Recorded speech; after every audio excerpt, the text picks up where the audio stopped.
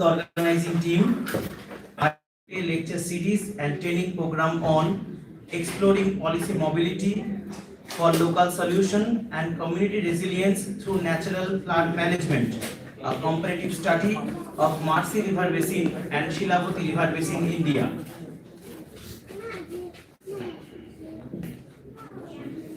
We are truly honored by your presence and grateful for your participation in this academic gathering. Now, I respectfully invite Professor Dr. Harun Sajjad Sir, Department of Geography, Jamia Millia University, to the dais.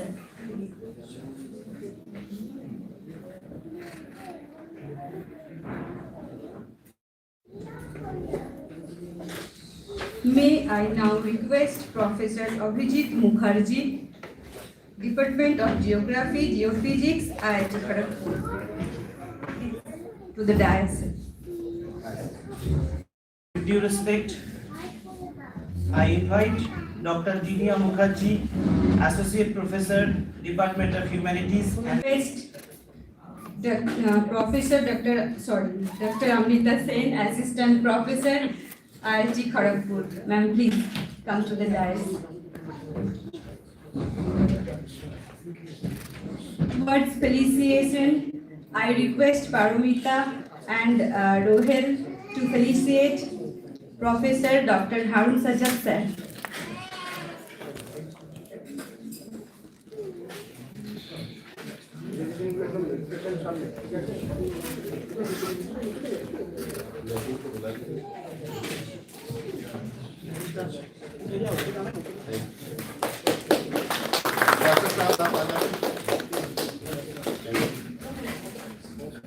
लो भैया photo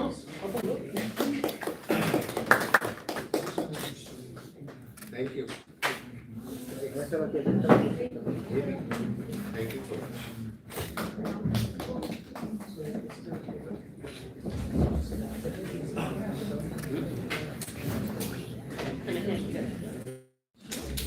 much এটা এটা ঠিক আছে for you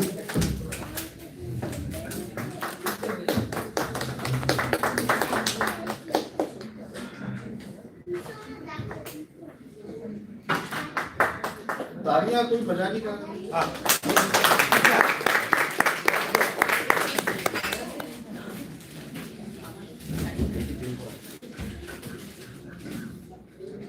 May I request to Paromita and Rohel Sheikh to felicitate Professor Abhijit Mukherjee.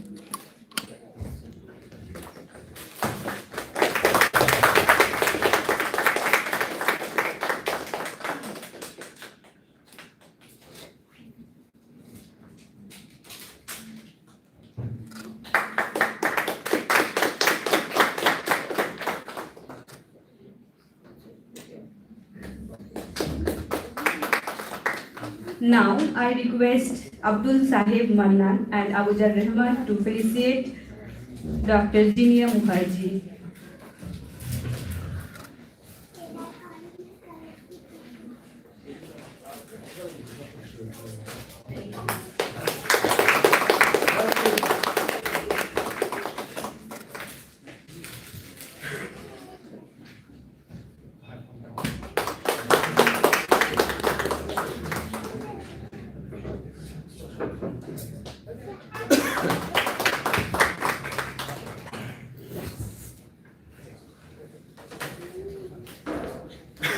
Now, I request Abujar Rahman and Paromita Sarkar to felicitate Professor Dr. Amrita Sen.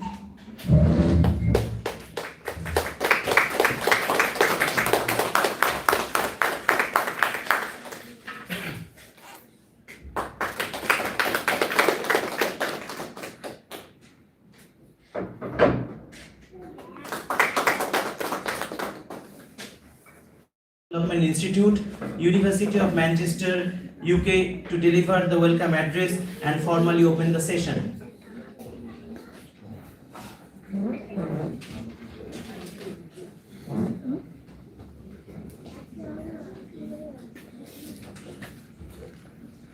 Good morning, everyone, and I welcome all of you for this workshop organized very graciously by IITKHARAGPUR, and thank you, Jeniadi, for helping us organize this. So this is a activity that we are doing on behalf of this project, exploring policy mobility for local solutions and community resilience through natural flood management, comparative study of the Mersey River Basin and England and Shilibati River Basin in India. So this project is funded by the ICSSR and British Council. So basically, when we talk about this project, let's think of the problem that has been persistent over quite a long time now, which is climate change. And one of the key implications of climate change has been floods, right? So if I look back into my hometown, let's say, which is Shilibati, where I have done my schooling from, and I look back at the heat and the rainfall patterns. So earlier, like 20-25 years back when I was there, so I used to see drizzles starting from, let's say, May till, let's say, September, and it used to drizzle a lot, and there was rainfall throughout this period. But now it has changed quite a lot. So when I see it anecdotally, I see that there are periods of this high heat and then a short window of heavy rainfall, right? And this has been, I think, a feature which has been like quite prevalent across India. So in one of the presentations, in one of the activities that we organized, Professor Kullan Rudra, Director of Pollution Control Board of West Bengal, he also pointed out to this fact, looking at the data. Now, and one among the many reasons of floods has been this distribution of rainfall. Now, so what we are looking at in this project is we are trying to find ways or solutions of flood mitigation. So when I talk about solutions, we are trying to see what local level solutions can give us in terms of policy, when we talk about policy regarding flood mitigation. So what we did first is, now I'll briefly explain like what are the different parts of this project.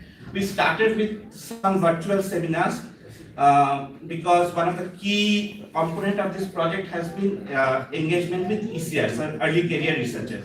So we had around 20 early career researchers from India as well as UK, and we organized virtual seminars to give some hands-on training on different aspects of flood.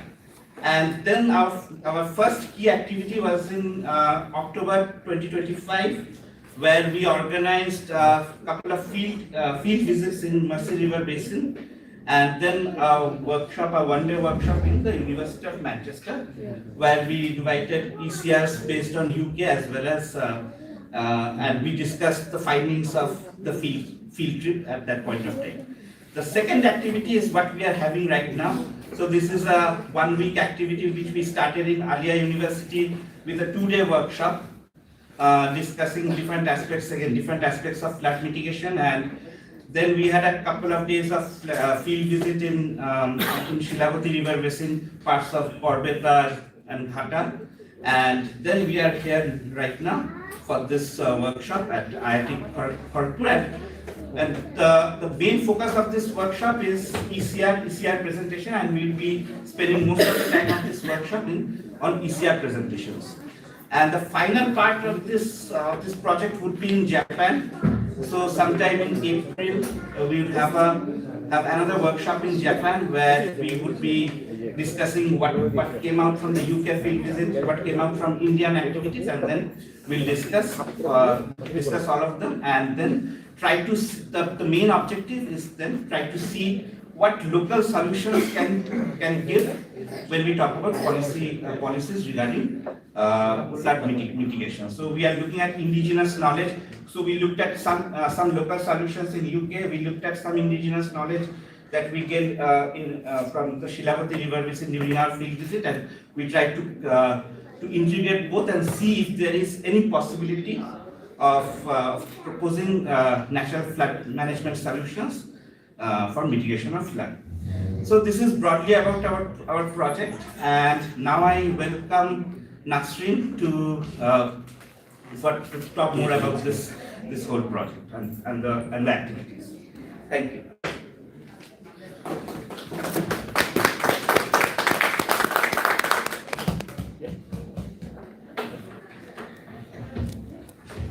Dr. Rupashak already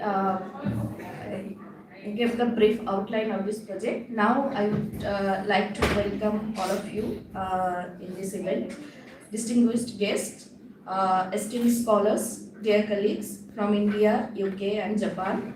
A very warm good morning to all present here.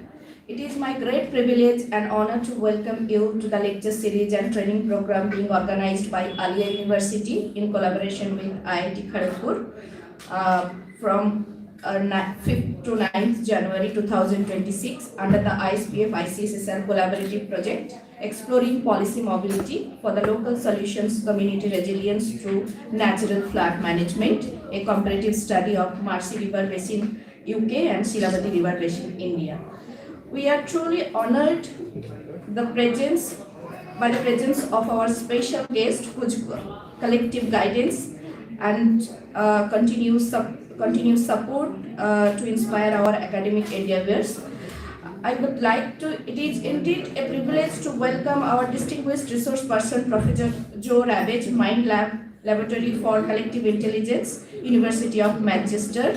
Your presence brings global academic insights and intellectual richness to the program. I would like to extend my welcome to Professor Abhijit Mukherjee, Professor, Department of Geophysics, IIT Kharagpur. I also extend my warm welcome to Professor Harun Sajjad, Professor, Department of Geography, Jamia Millia Islamia University. I also extend my warm welcome to Dr. Amrita Mukherjee, Dr. Jinia Mukherjee and Dr. Anuradha Chaudhary, Department of Humanities and Social Science, Kharagpur IIT. Once again, on behalf of Dr. Rupashak, PI UK, on behalf of Dr. Ram Avatar, PI Japan, Dr. Mehboob Sahana, co-PI UK, and Dr. Asnarul Islam, co-PI India. So on behalf of core project team member, I would like to warmly welcome to all of you in the event, and this is our end of the whole workshop and training series. This is the 5th day of our workshop and training program, and today we are at the end of the program. So at this dissemination program, I warmly welcome all of you. So thank you very much. Now I would like to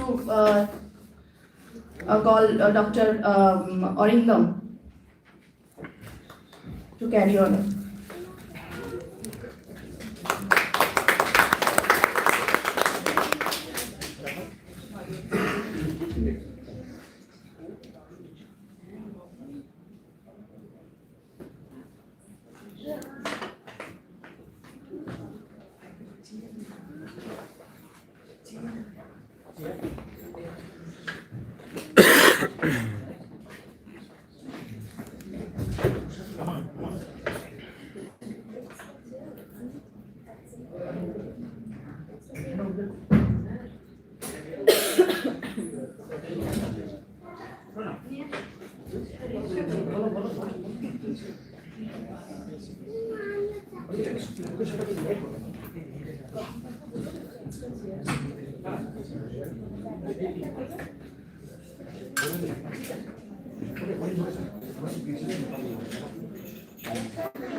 May I request Dr. Anuradha Chaudhary, Faculty, Department of Humanities and Social Science, IIT Kharagpur, and Coordinator, AKS Divisions, Ministry of Education, New Delhi. Please come to the dais now. I request.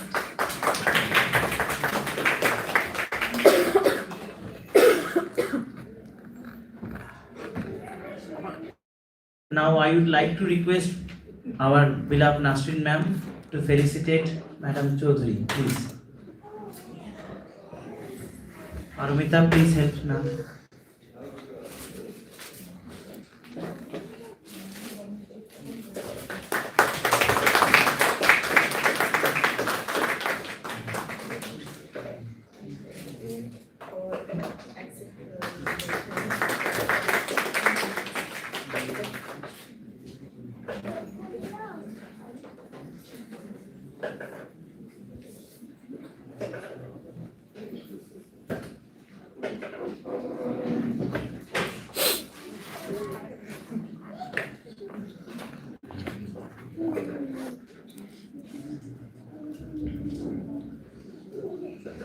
It is a great honor for us to have with us Professor Dr. Abhijit Mukherjee from Department of Geography and Geophysics, IIT Kharagpur. Professor Mukherjee is distinguished Geology and Geophysics, IIT Kharagpur. Professor Mukherjee is a distinguished academician and researcher, and we are confident that his address will provide valuable perspective and intellectual directions to this workshop.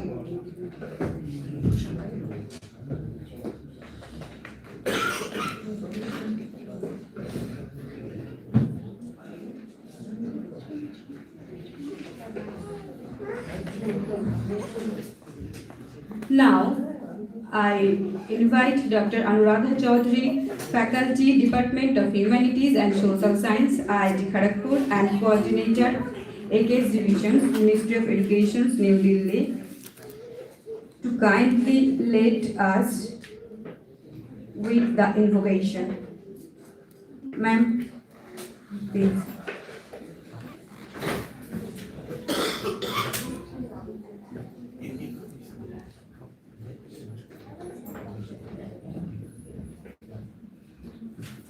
So the invocation that I'll do is one that is inviting us to work together, to grow together, to do something new together, and to do it with courage, so that all our differences can be overseen and we can come together and work towards the greater good of all. Om Sahana Vavatu Sahanau Bhunaktu Sahaviryam Karavavahai Tejasvinavadhitamastu Ma Vidvishavahai. Om Shanti Shanti Shanti.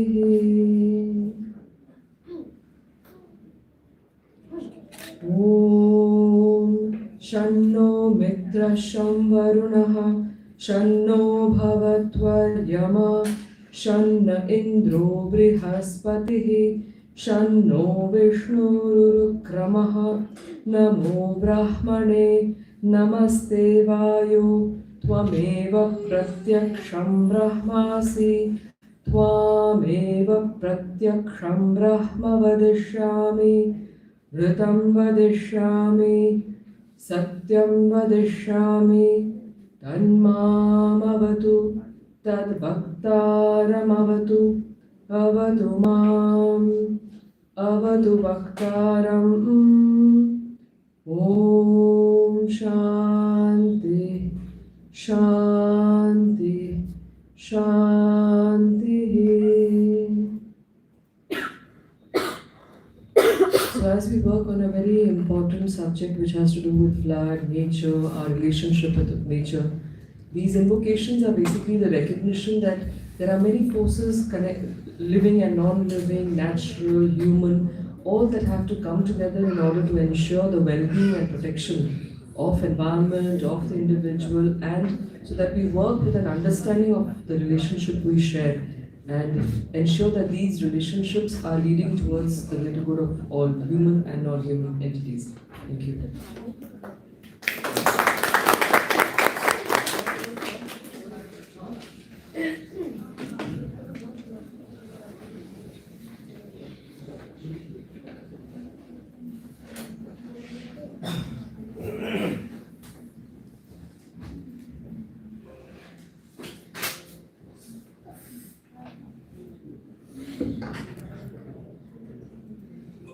Now I request Professor Dr. Harun Sajjad sir to share few words with us.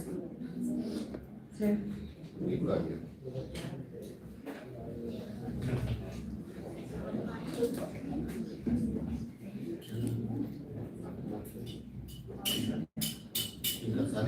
Thank you, Saleha Khatun.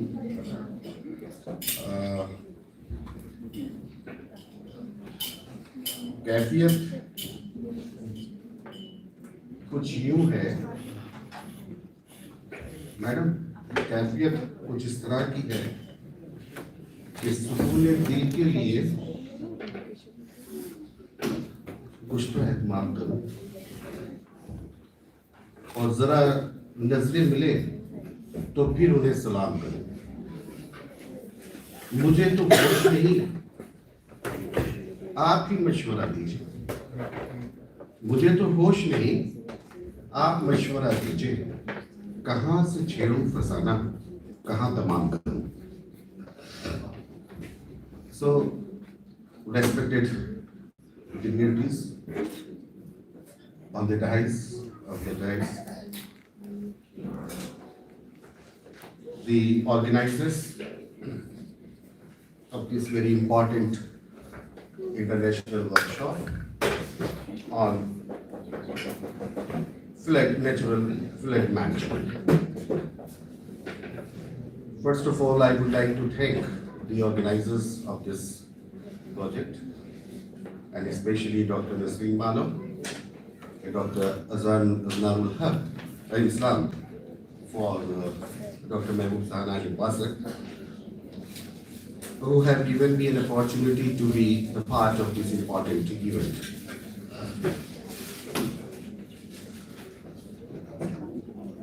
The topic of the project, which is sponsored by the British Council and the ICSR, Manchester, India, and the trilateral collaboration among India, England, and Japan, assumes greater significance in the era of climate change, where we are experiencing the extreme weather events. We are experiencing flood and the drought, and because of the various driving factors. When we analyze or go through the report of the COP30, which we were discussing with John Rose, that we have already accomplished the various tasks of mapping, susceptibility mapping, vulnerability mapping,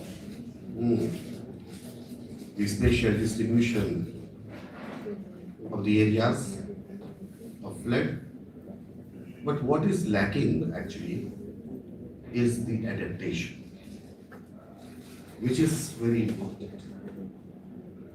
We have also achieved somehow the mitigation aspects,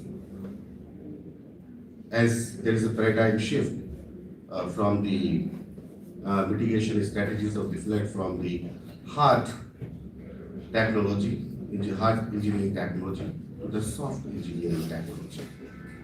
But one aspect is lacking, where we have to work together, is to find the suitable indicators of adaptation. And during the conference, this COP30, the scientific community were not able actually to give a standard list of the adaptation. So we have to work together, and especially at the local scale, so that the adaptation may be analyzed in the same manner. The contribution of Dr. Nasreen Bano, Dr. Aznarul Islam, Basin Das, Dr. Mahbub Sahana, Dr. Ram Avtar, Dr. Jenia Mukherjee is commendable. Kyunki the topic itself speaks about the community resilience, which is another important aspect we have to focus on. So, इन लोगों को क्या कहूँ मैं, बस एक मुझे complaint याद आता है कि माना कि जमी को न गुलजार कर सके, माना कि इस जमी को न गुलजार कर सके, कुछ ख्वाब कम तो कर गए, गुजरे जिधर से हम। खार कहते हैं काटो। So you are making an impact. Your efforts are being recognized because you are doing the work for the community, society, and it's a fact. जितना भी हम काम कर रहे हैं, वो काम जो है वो सोसाइटी के लिए होना चाहिए. It's for the benefit of the society. So it is a commendable work.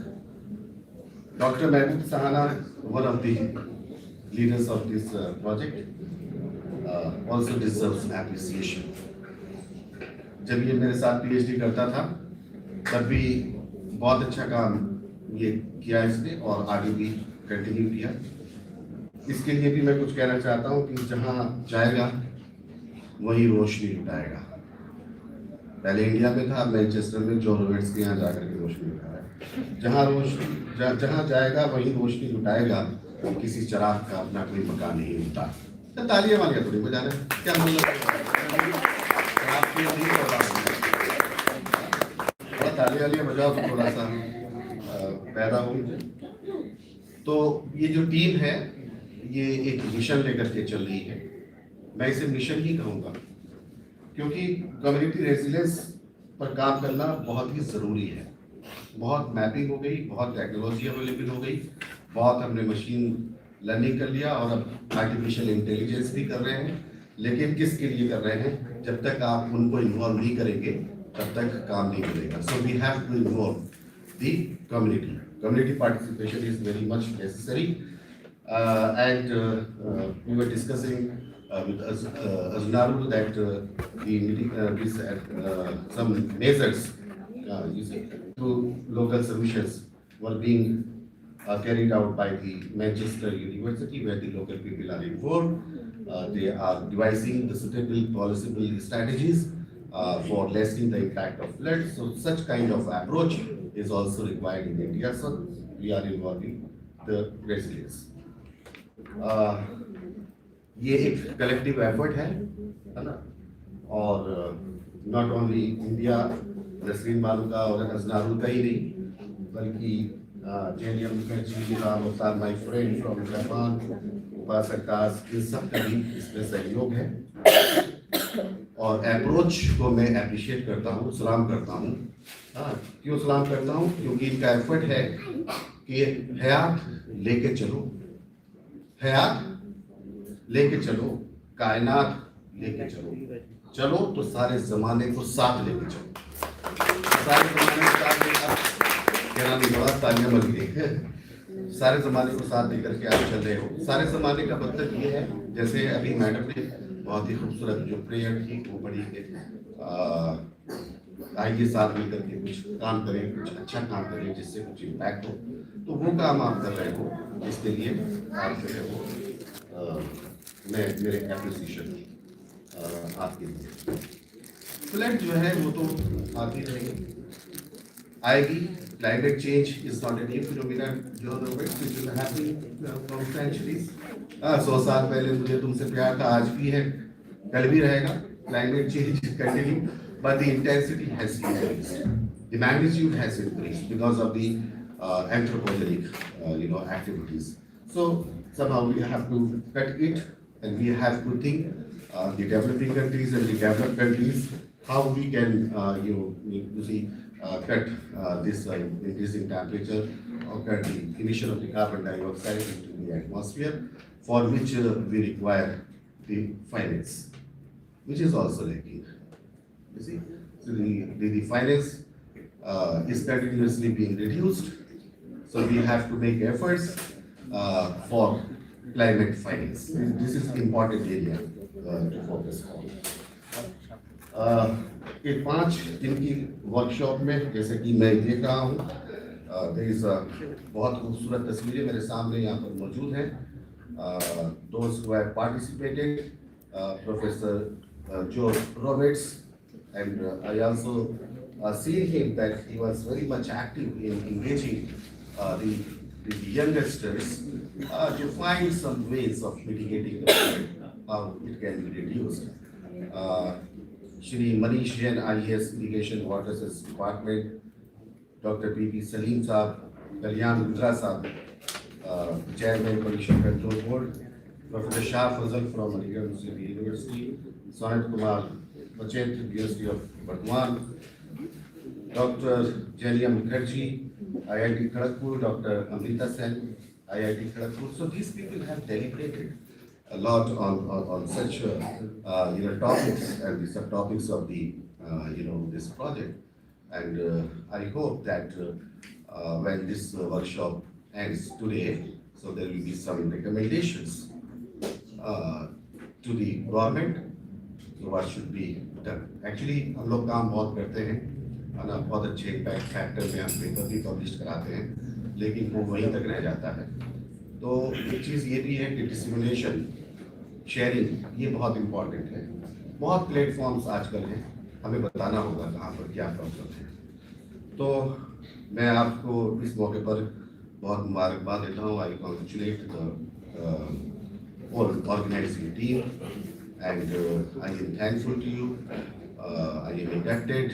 I am also thankful to the this IIT Kharagpur, who has given this platform for sharing your ideas on the topic, and I wish you good luck for the endeavors. Thank you very much.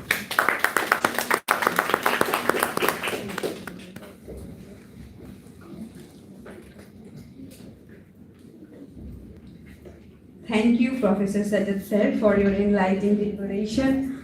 And now I would like to invite Professor Abhijit Mistry, Department of Geology and Geophysics. What happened?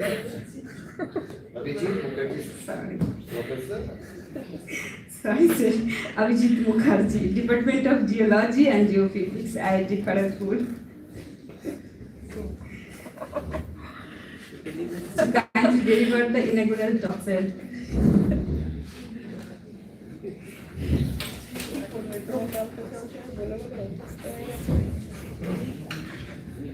A very good morning. Thank you so much for inviting me to this dais. I'm really delighted to be here today.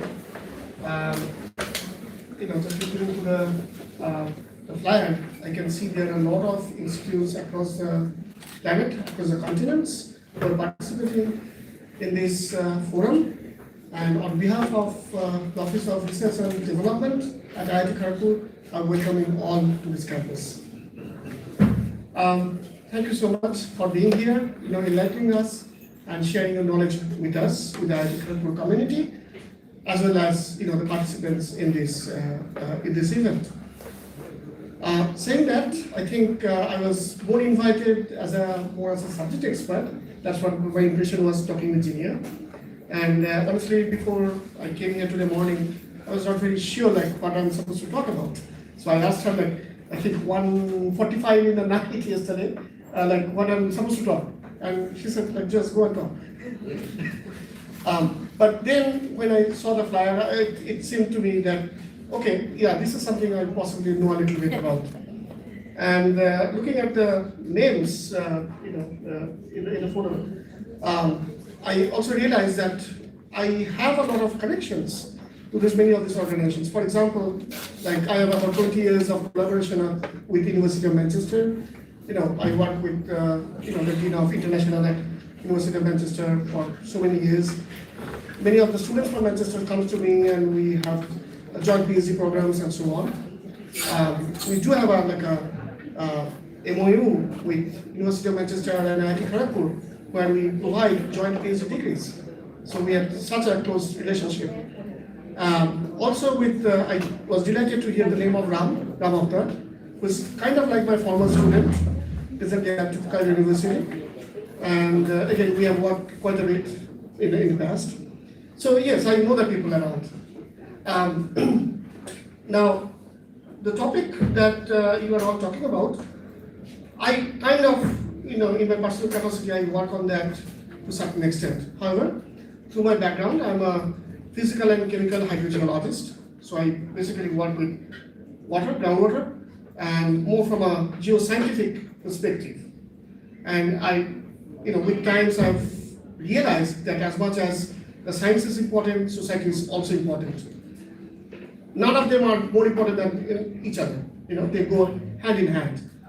And as I was speaking just 10 days back, about 10 days back, I was actually in the Shilibati River and Darkeshwar watershed through a project funded by Government of West Bengal and UNICEF, looking at the drinking water perspective. And they kind of asked me to take a look at these rivers because they dry out in the summertime, and they were not really sure why it dries out.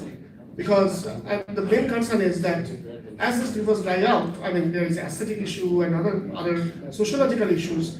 But from a larger perspective, these are the lifeline of the communities that survive in these localities. The reason being that in these areas in the summertime, the groundwater depletes in such a depth that you cannot withdraw it. So the rivers are the only source of drinking water. You cannot survive without drinking water, right? So the rivers are your sources of drinking water, and the government, the agencies who are responsible for supplying the drinking water, they actually abstract the water from the bed of the rivers. Now, I have a lot of inhibition in the technique that they are doing it for several years now. And then they come to me and say, well, the rivers are drying and it was not drying a few years back and so on. And I fully appreciate there is this climate change angle. However, the problem is actually deeper. The problem is definitely there is a climate change angle, definitely there is management issues, how you are managing your surface water and so on. But what most people don't realize that when you are looking at any of these rivers, any of the non-perennial, even perennial rivers, actually the water that flows through these rivers are not essentially coming from the sky. They are essentially the groundwater from the locality, in the basin. So if you are talking about managing your surface water, including flood management, conjunctively you are also managing your groundwater. You have to. Because in the non-monsoon days, it's actually the groundwater which keeps the river alive. And when, like I said, I was hired by these government agencies to look for the rejuvenation of the rivers. Yes, flood management is a way to do it, and that can be done for the monsoon days. But what I was proposing to them, that you look at it in a much bigger picture. You look at a basic scale management of the groundwater, so the groundwater does not deplete to such a level that the river dries out. Because there is a very close physical and chemical connection between the groundwater and the river to stay alive. If the groundwater depletes, the river dries. That's how the physics works. So if you can keep your groundwater to a steady state, to a certain level, your river would also survive. So what I would definitely urge you to explore, and again, this is from the science perspective, but science does not success until the society stays alive, right? So since all of you come from very different disciplines, with a lot of societal background, societal and geography background, if I understand, geomorphology, I would request you to explore the possibility, of integrating your observations, your domain knowledge with, the physical science, so that we can have a more holistic ways of keeping these rivers alive. Thank you so much, and welcome again to this beautiful campus. I hope you have a beautiful day. It's one of the largest campus, not one of them. It is the largest campus in this country among the academic institutes. We have about 2,100 acres of lush green campus, mostly forested. And those of you who would not be knowing about IIT, so the Indian Institute of Technology is the first technological institute of this country after independence, and IITKHARAGPUR is the mothership. So all other IITs came after that, we call them the daughter IITs. So we are the mother of the IIT system. Welcome again. Thank you.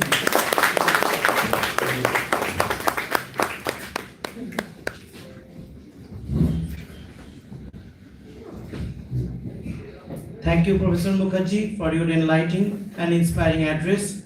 Now we are move on to the next segment of our today's program, which features a series of special lectures and a knowledge sharing session. For this, I would like Dr. Amrita Sen, Assistant Professor, Department of Humanities and Social Science, IIT Kharagpur, to deliver her lecture. Thank you.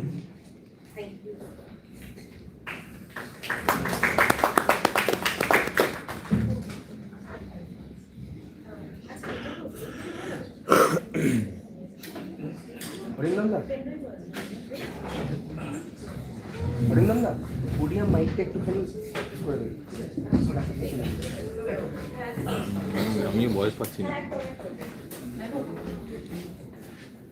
Sorry, I'm looking for the meeting. Sorry, I did it. So I'm hoping that you have a business statement. And if you need anything, just let me know. Thank you, sir. And you guys for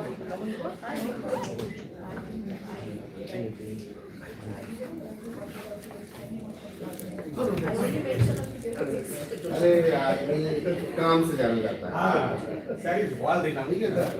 Everybody knows you. Really great. Thank you, sir. Thank you, Joe. Let's stay in touch. Oh, Amisha. Yeah, Amisha is like my sister. Not like my sister, she's my sister. Thank you.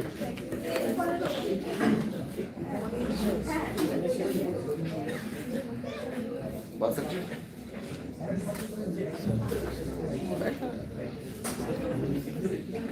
Should I start?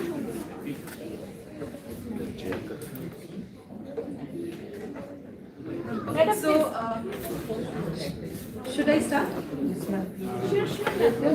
दसवीं जी बताइए So, a very good morning to everyone, and I would like to start by thanking Alia University for inviting me to be a speaker in today's very interesting workshop.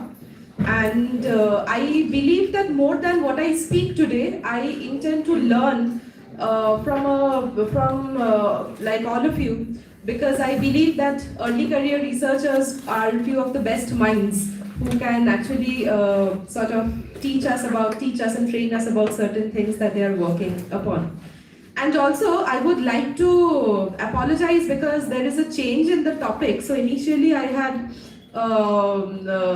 planned to speak about a topic on gender, which because of certain issues I had to change.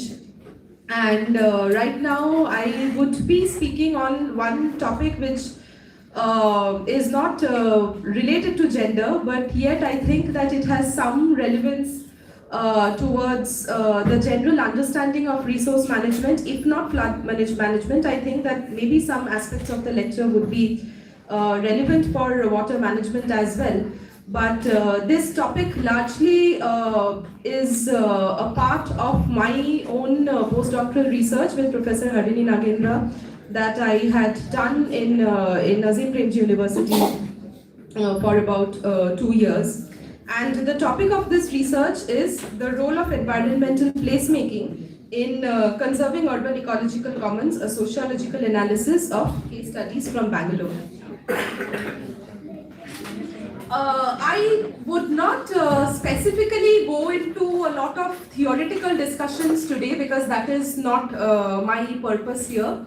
But rather, I would just start by introducing some terms which we use in sociology and which might also be very, I would say, very interesting to understand, because my entire fieldwork on the Bangalore lakes is actually revolves around many of these terms.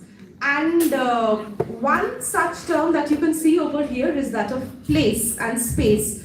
So both of these terms we use very frequently in a large range of our research in sociology, particularly space, because a lot of the conventional works on sociological theory, particularly in urban sociology, actually draws on these concepts of space and place.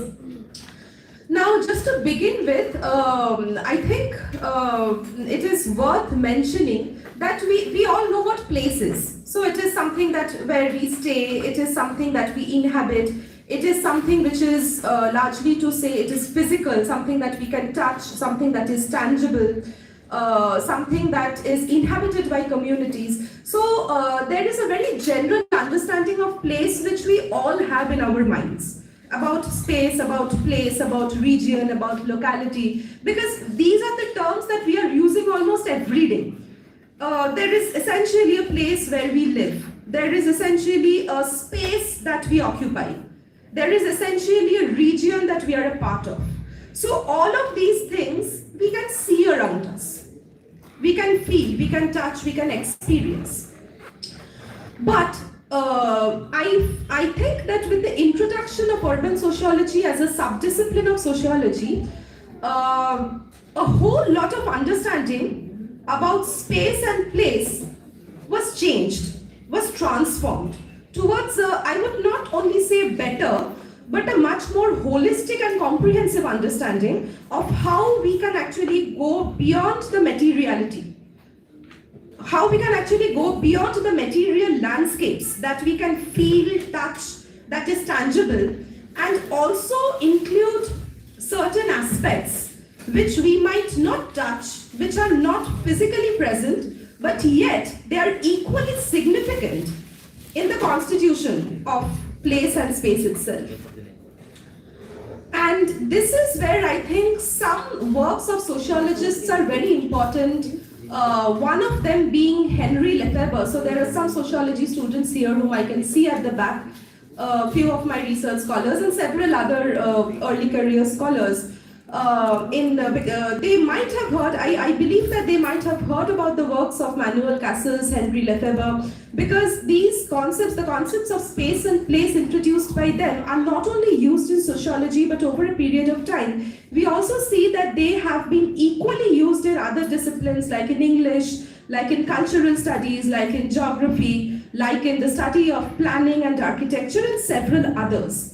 But the inception of these ideas started with the works of many such, many scholars like Manuel Cassels, like Henry Lefebvre, like Edward Hall, like Marilyn Lowe. And the most, I would say, the path-breaking aspect of their contribution has been to move beyond materiality and to speak about three aspects of space. So the perceived space, the conceived space, and the lived space. So the perceived space, conceived space, and lived space are three ideas about the space that actually goes beyond the definition of space as being something that is physical. Because this is like a triangle. So we first perceive a particular thing, that is the space in itself. And only when we can perceive the space, we can come to a conceived understanding. So the conception of something comes with the perception. And once we can conceive the space, we go into something that is the temporal reality, that is the lived space. So this is like a flow chart. So first comes the perceived space, then comes the conceived space, then comes the lived space. And along with this, I am not going into the detail, but there are also certain kinds of differences that are made by scholars like Henry Lefebvre, who talks about representational space and the representation of space. So this is again similar, like once we have the representation of the space in our minds, we can come to a representational space. And then there have been several other sociologists like Manuel Cassels, like David Harvey, who equally contributed towards the understanding of space, going beyond its materialities and introducing ideas like imaginations, like human emotions, like ideas. So art is not a part of the space itself. So is it only the material physical embodiment, or is it also these attributes? Where we can see space being perceived as something which is gradually transforming from one which is physical to one which is temporal and more emotional in its content. I I think this is the entry point of my research on environmental placemaking, where I conceive of place as something which is not essentially native or physical, but it is something that is constituted by multiple elements that are intangible, that we might not feel and touch, but still they are present around us. So environmental placemaking is a term that I had introduced in my research, where I would like to define it as the ways in which there are different kinds of practices, distinct practices, disparate practices, practices by each person, practices by a community, by the community as a whole, comes together to constitute and make up ideas about environmental consciousness. So it goes beyond the physical and the geographical setting to also understand how translocal linkages and how hybrid connections of people work towards environmental conservation. I will come to the justification of this, and most importantly, why placemaking is important to be understood within the environmental studies, within environmental social sciences and environmental humanities more specifically.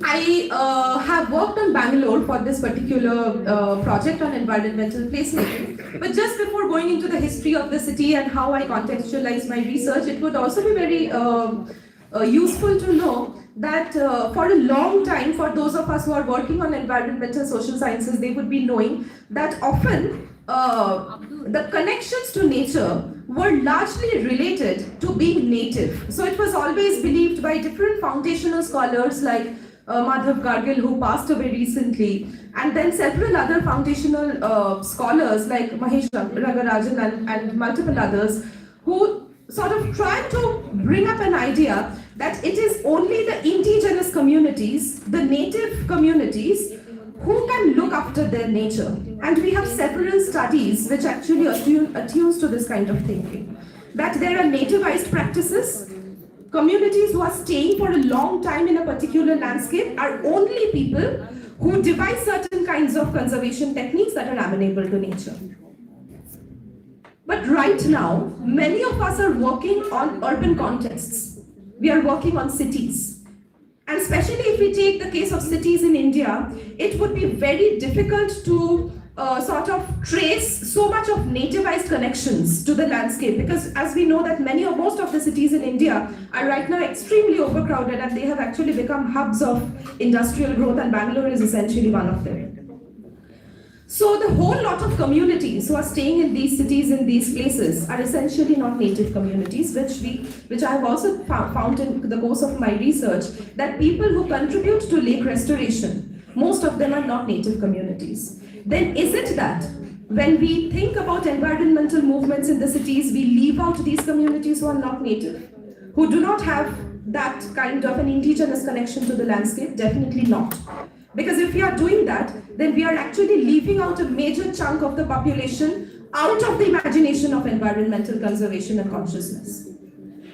And before making such claims, we actually need to know whether these people are actually contributing to environmental movements or not. And my research, my observations on lake restoration in Bangalore actually refutes this claim. It says that it is exactly the opposite. Most of the people who are involved in environmental movements in the cities for a long time, but the lake restoration in this case does not belong to the city. They do not have any kind of native ties to the city. So environmental placemaking is essentially that piece of research which talks about these people, how communities, the non-native communities who cannot very easily make claims to the landscape, are sort of not only the inhabitants of a city, but they are contributing also in the process of inhabiting a new city. They are in their everyday activities, they are actually contributing to the very restoration process. I would not spend much time to go into the history of the city, but just to mention a couple of things, that Bangalore is that city which has witnessed a very, very rapid spurt of population growth, showing about 38% increase, decadal growth between the years 1991 and 2001. and even more right now because it is one of the most important IT hubs right now in our country. The city had recorded settlements since the 5th century CE, but we first found traces of urban settlement with the establishment of the city as the capital of Kempegoda in the 15th century. Now, what does an urban settlement require? If we forget about all the jargons and everything about all the big things that we speak about urban planning, I feel that first and foremost, what a city requires is fresh water. Because without water, no civilization can survive. But it is also very interesting to know that I'm very sorry because I am not very comfortable using a static mic, but I think I'm audible at the back, right? If you're not able to hear me, you can tell me. So, Bangalore is such a city which is actually located in the rain shadow area of the Deccan, making it very difficult for a single river. So there was no presence of a river when the urban settlements actually appeared. But actually the gradient and the topography of the landscape helped because the undulating topography of the landscape actually made it easier for streams to be embanked. And this is how the lakes, or earlier what was called the kalves or the reservoirs, were actually made. And this was a period of time when the kingdoms, the chieftains, the local chieftains, and many of the caste communities contributed towards embanking these streams and making them reservoirs for the supply of fresh water to the city. The supply of fresh water being translated into the creation of reservoirs would definitely require certain channels. So since this is a gradient, the landscape has a particular gradient, it would require the reservoir at the upper level to be flown to the lower level. And this would definitely require certain canals, which in the local language are known as Rajkalves. So we find lakes, although many of these lakes do not exist right now because of the pressures of industrialization, most of them have been reclaimed by commercial activities, but we still find about 200 odd lakes in the city right now, and many of these have been restored.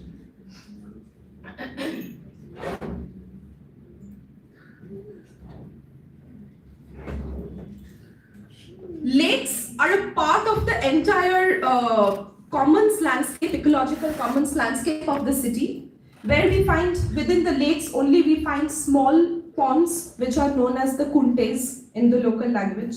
We find big lakes which are known as the keres. We find wooded groves which often lies in the areas, in the sort of the catchment areas, where we find a wide variety of species.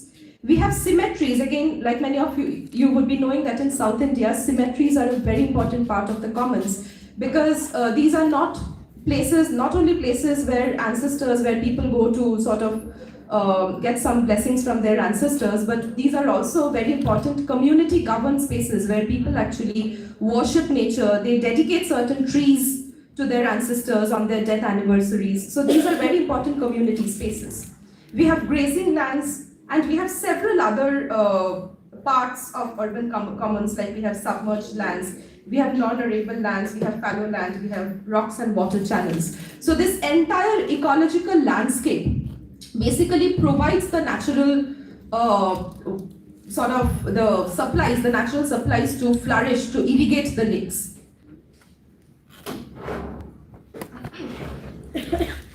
So we largely see these lakes as not only ecological spaces, but also social ecological spaces. And this is the purpose of this research, to see what kind of efforts do communities in their busy lives nowadays put into to make the lakes not only ecological spaces, but also social spaces. So how do they make the place? If we break the term place making, we get two words. One is making, constituting, and the other is the space. And placemaking in itself has a major role to play in designing stewardship patterns. It designs ecological awareness across communities, and each of them informs urban lake commons through different kinds of attachments, subjective place-based attachments. We have purposefully selected certain areas in the peri-urban region of Bangalore I'm not going into the detail of methodology because it would unnecessarily take a lot of time. But we divide placemaking into two kinds of placemaking. One is the social placemaking and the other is the ecological placemaking. Social placemaking essentially means that here communities are involved not only for the purpose of only restoring or conserving or coming up with certain ideas about maybe how to bring in more water to the lakes, how to make the supply of fresh water much more assured. But they are also using these spaces as spaces of acquaintances. And then again we have ecological placemaking, where we see that there are different communities, most of whom are migrants. They are actually designing very unique ways to come up with nature conservation. I will just give you some glimpse of what I mean by social placemaking. So we found certain communities who are elderly communities who have no place to go in the city to sit and chat, to socialize, to talk with their friends. But these lakes perhaps are that only piece of land which gives them some kind of social space where they can come together. It is a safe space, there is no fear of traffic. And we all know that at this age there are also certain mobility issues, people cannot go to all places. So for these people, the purpose of lake restoration is something that is very different. It is the spirit of the social space that brings them together. There is another very interesting quotation that you can see here, where some of the people are saying that it feels good here. We used to do service and now we are retired. So when we come here, we get company, we get friends. To motivate ourselves, we arrange something or the other daily. For example, we do birthday celebrations, we bring snacks and tea, it's all voluntary. We all contribute, and tomorrow is someone's birthday, so we will have a party at the lake. We might get samosas. There are about 30 women in our group as well. We also distribute sweets, we get the joy of giving, and it makes us happy. So these group of people might be those whose children are very busy and might not be having time to celebrate the birthday of their parents. So they utilize the space of the lake for this purpose, where they come together, they can speak their heart out, and they can also celebrate. And in this way, the lake actually also gives them an emotive space where they come together because of certain emotions that they cannot share with others who are very busy. So there is again other people who are saying you will understand the value of open space when you live in a city like this. I love taking photographs, so every weekend we come here, spend some good time with tea and biscuits, shoot some birds in my camera. This place is attractive for its serenity and tranquility, a great place to socialize where we can meet so many new people, exchange ideas. Many awareness programs also happen in this place. This lake is visited by multiple communities and for interesting reasons. I have also seen women coming here for some kind of worship called Vani Puja.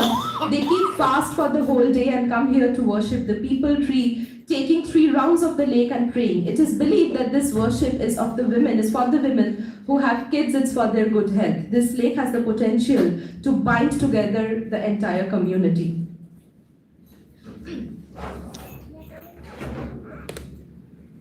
This is the grandson of a security guard, whom you can see she is holding in her arms. So what do women do who are working? Maybe their daughters are also working. So how do they ensure that their children are safe?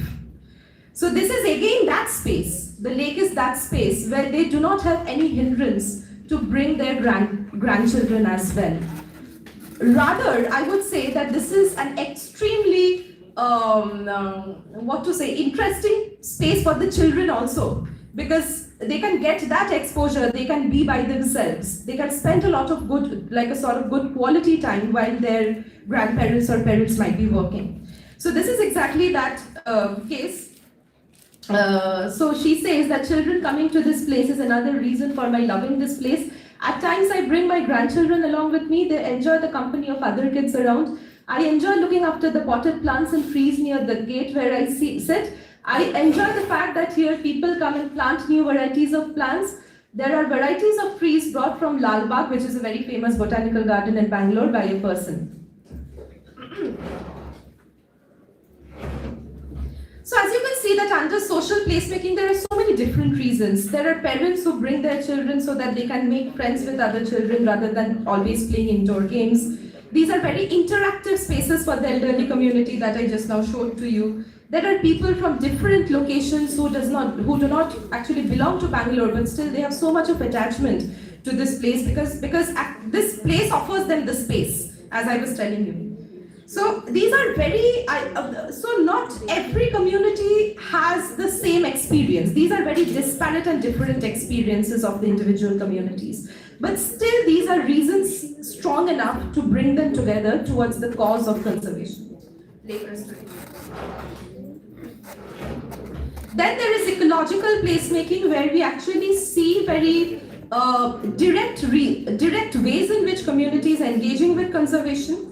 These are physical experiences of being at the lake, which translates into very fascinating ways in which ecological placemaking can be traced. It mostly attracts young IT professionals who remember their childhood spent amidst greeneries, their home gardens, parks, ponds, etc.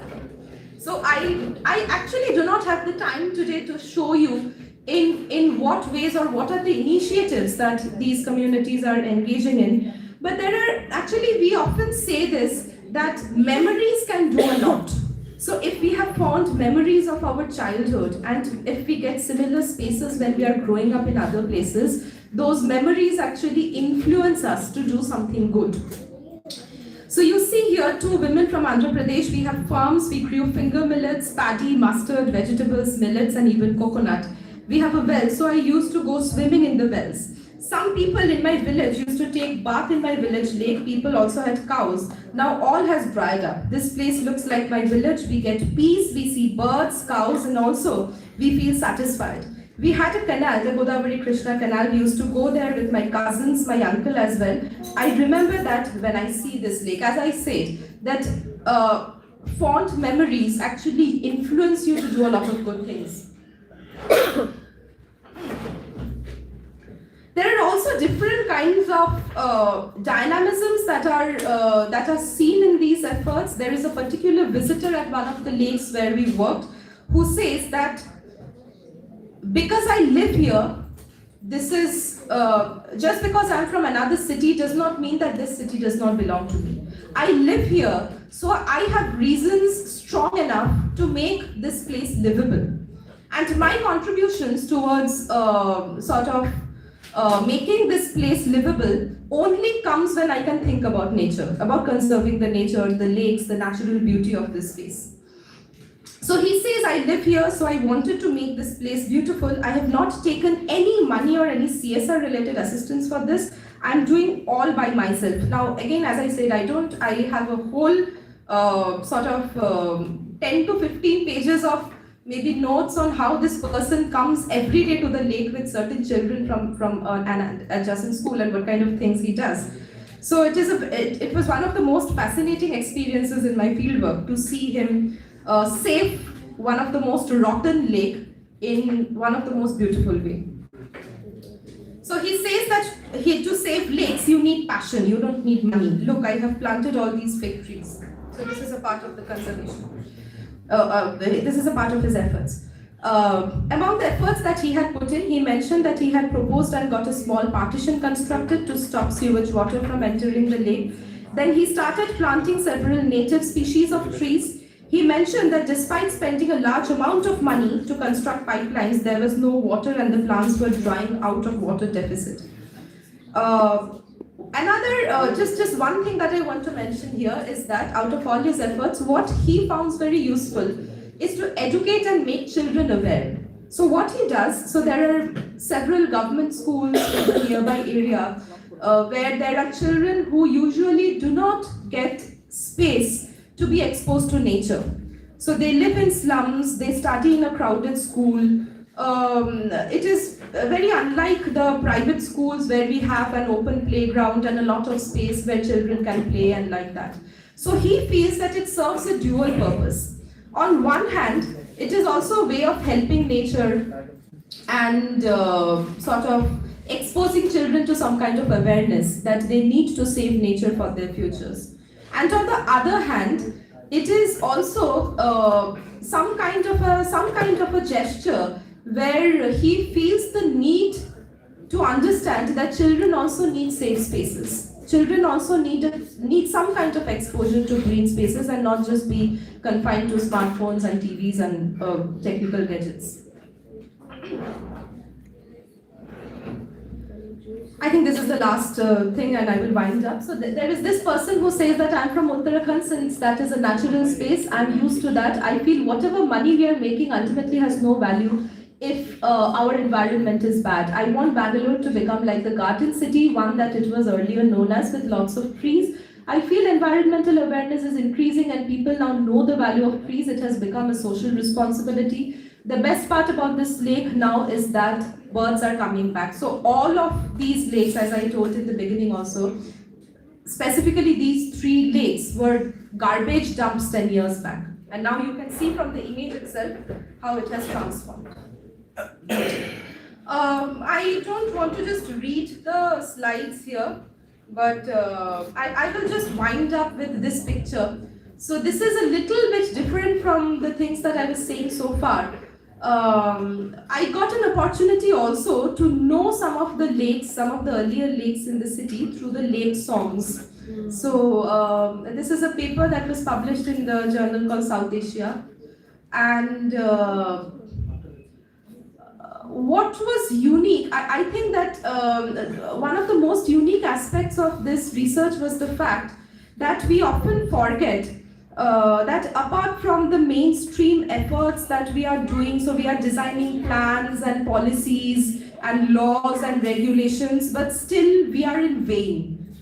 It is very sad to say, but I would say most of these policies are dysfunctional because of several reasons. But if we take a bit of effort to maybe go and interact with people who are not part of any formal organization, any government lobbies or any political bodies or organizations like that, we will see that the resource, the very lake itself, exists within the cultural repertoire. And some of these songs which were sung live to us by women actually brings back the memories of that landscape, which is very different from what we see right now. Again, why I'm mentioning about these songs is because when I started this talk, I spoke about the difference between place and space. And I think that going beyond the picture of the lakes as a place, the songs were actual reminders that these were also spaces where a lot of activities apart from maybe gardening and plantations and agricultural work was done. And that is why these memories of the space of lake are imprinted within the minds of the women in the form of the lake songs. And I will just end by saying this, that not all songs are very pleasant reminders. In these songs we also find instances of multiple unpleasant events also, like maybe gender atrocities, caste discriminations, hierarchies, and several things which are imprinted within these songs. But these songs actually are constitute that cultural element which we often forget to take into account when we speak so big words about the management of commons and environmental management and things like that. So I would end by saying this, that we actually need a whole lot of stakeholders to be considered when we are talking about nature conservation, so be it urban stakeholders or rural stakeholders or wherever we are working on. Okay? So thank you.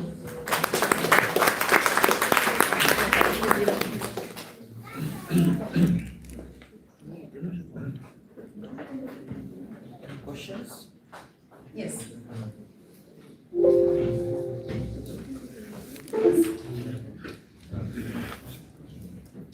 Yeah, I have just one Yes, small, like, quite enough questions. So actually, I read few of the books of and my four friends. Hiti Krishna. Gita, yes, Gita. yes. She might be working on. Yes, yes, yes. So, okay, environmental placemaking and what's like we theoretically argued, and briefly, we talk about the financializations of the rural urban or urban to peri-urban, all this going on. So now another area has started like, okay, city are decline, city economic are decline, water crisis, interior crisis, like lots of crises. So Delhi is facing smoke and this recent the pollution, and Bangalore is facing different like water and also other things. So and then when policies are focusing towards mitigating or improving all this quality, then another things has started, which I try to look out, that is environmental justice. So when we were so-called referencing that, okay, we need a green urban infrastructure or green urban development. Now policies and city makers are trying to find out places, okay, Yes. where to put all these trees. Yes. So obviously the poor people where they can find poor people where they are living in the slums and then the activities of slum dwellers. So now where the scope chance, like in recent studies of Delhi, like all the urban green spaces, most of the areas are here or we found where the slums dwellers are sitting. So now how and like cost of environmental justice or cost of urban green justice is in the name of removing these all poor slum dwellers. So now how our placemaking, environmental placemaking will be much more environmental justice because social justice. That's the Yeah, so I think I don't know what the exact answer is. Your question is very fascinating, but I like whatever little I understand. I think the main problem is that we think too much about policies and less about people, and this is very. I think this is my own personal opinion that in order to do something about a particular city or a village or whatever it is, you first need to sensitize people, because if people are not feeling that they're attached to a place, then nothing can happen. So this is very important, and fortunately I work in a city, so Bangalore is one city where environmental activism is extremely strong. It might not be so in other cities. I don't have that much of information, but and also I would not say that all that like the slum in itself is a very homogeneous community. It is definitely not. There are also multiple problems within that. But there are also specific examples on the hindsight where we see that few of the very recently emerged slums, they are making out space within their very small confines to do some little bit of gardening. And when there is an attempt of maybe evicting them, sort of removing them from that particular place, the government is opting for a very straight-jacketed thing that if you have to remove the slums, you just bring a bulldozer and you destroy everything. So I think the problems are two things. One is there are too many policies and lesser focus on people, and the second is that all of the policies, urban policies, are actually designed in a very one-size-fits-all approach, where they think that yeah, eviction has to be done, so you destroy everything. So nothing would work until and unless we take a regional and a situated approach. This is I would always believe this, that every place has its own uniqueness, and you need to come up with also, even if you want to speak about justice frameworks, not all justice frameworks would be the same. So we cannot have one program, one justice framework, one movement for the entire collective of cities, So that is something that we need to think about. I don't know about the landscaping question that you asked, because I'm not an ecologist, but yeah, so. Yeah, very interesting work Yes. you have carried out, and I can see the publication that the paper has you published the same paper. Yes, there are a couple of. But because of the paucity of time, you could not show the relevant indicators for measuring the Yes, socio-ecological resilience. I think there should some standardized indicators on which you have carried out survey. Yes, yes, so there is a chart, I was not able Yeah, to. yeah. So in addition to Mehboob question, yeah, it's a complex problem actually. The different cities have different, environmental and social space. In your case, it's okay, it's beautiful, and there is a lake and the people are involving, they are doing work for the restoration. And this is also required in the case of flood management also, for creating the ponds and all that. I think, Mehboob Sana, there should be some change in the attitude or the behavior of the people, how we can transform our landscape and then restore the ecological conditions. Say, for example, in Delhi, there are a lot of problems. In Mumbai, there are lots of problems there. The mega cities are there because there is a high influx of migration from the rural areas to the urban areas. And the people are being settled down and they are just living in the scattered settlements there. And as you said, that there is a homogeneous kind of things and the living condition and animal conditions are there. So a fresh looking is actually required in such a situation where the context is there. So we can, restore the Bengal, only one lake we are talking about. But what could be the other place where such kind of things are happening? So as you said that there should be change in the behavior of the people so that they can take care of. So, how these people will be involved is a big question because they do not have any, support from the government or the local managers.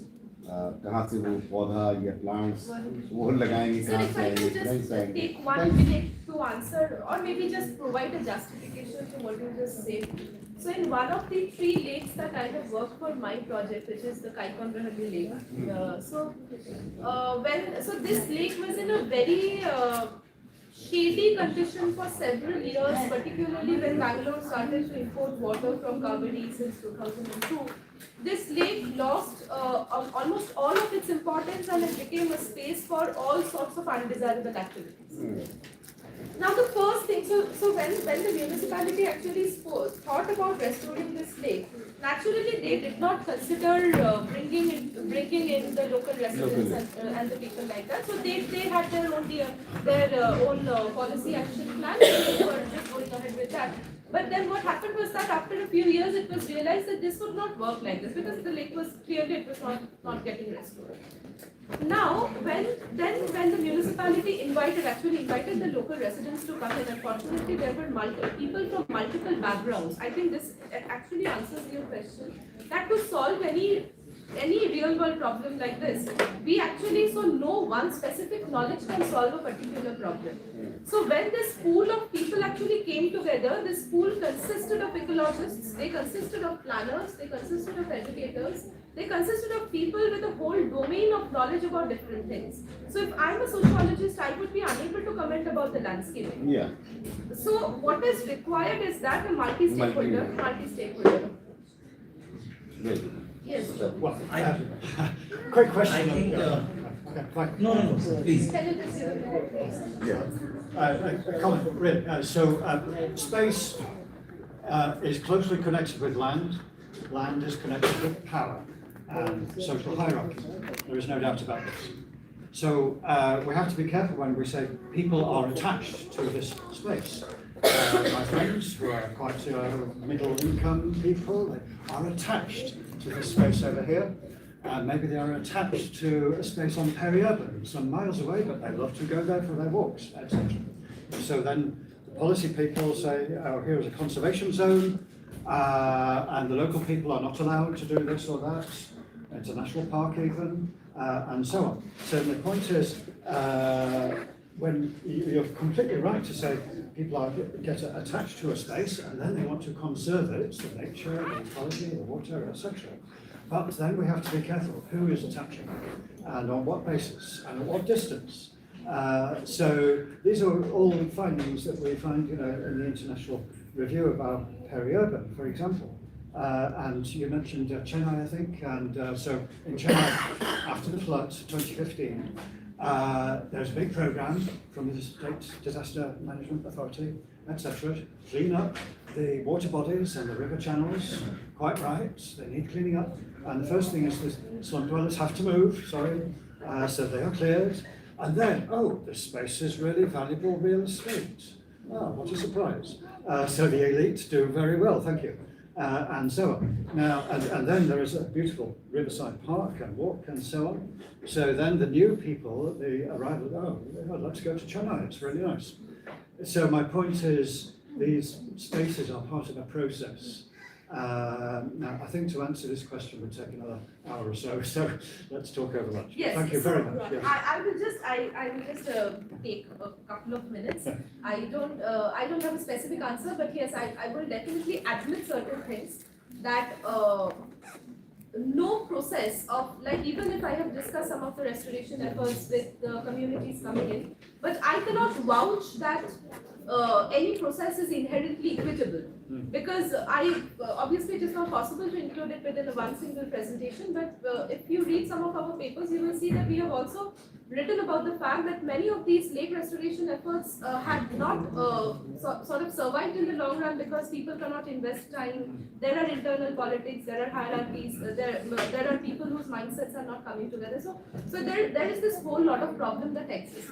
But having said that, I think that if one particular resource on which the lives of the nearby people are inherently dependent on is jeopardized, then there would be a section of people who would be coming together, and there would be some kind of sensitization which would be able to bring them together into some kind of a collective. So it is always important to start. Yeah, I agree. Yes. Okay. Thanks. Yeah. Thank you, Dr. Sen, for your insightful lecture. We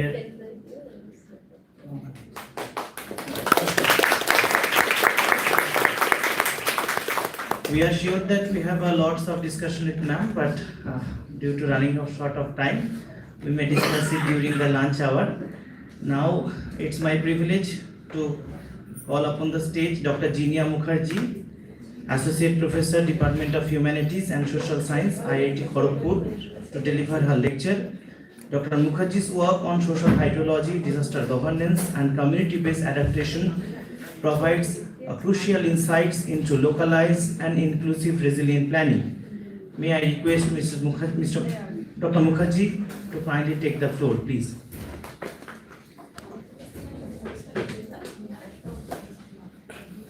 Podium microphone ঠিক করে দাও আওয়াজটা আমি পাচ্ছি না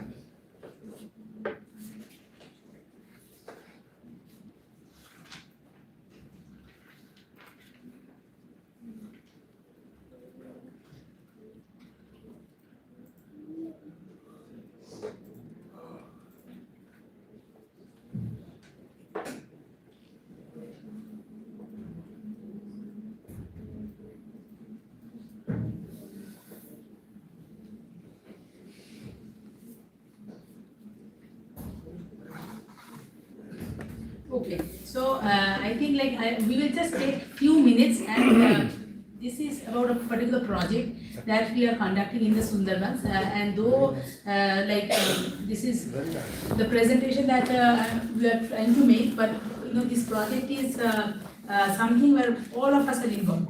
Like Amrita and Anuradha, they are part of this project, and you can see the name itself is Engage for Sundarbans, and which means that this is a project where anyone with interest can actually come, participate, contribute, and provide and offer their own understandings and whatever they have to share. And this is a project which is actually in the field. So it's an in situ project.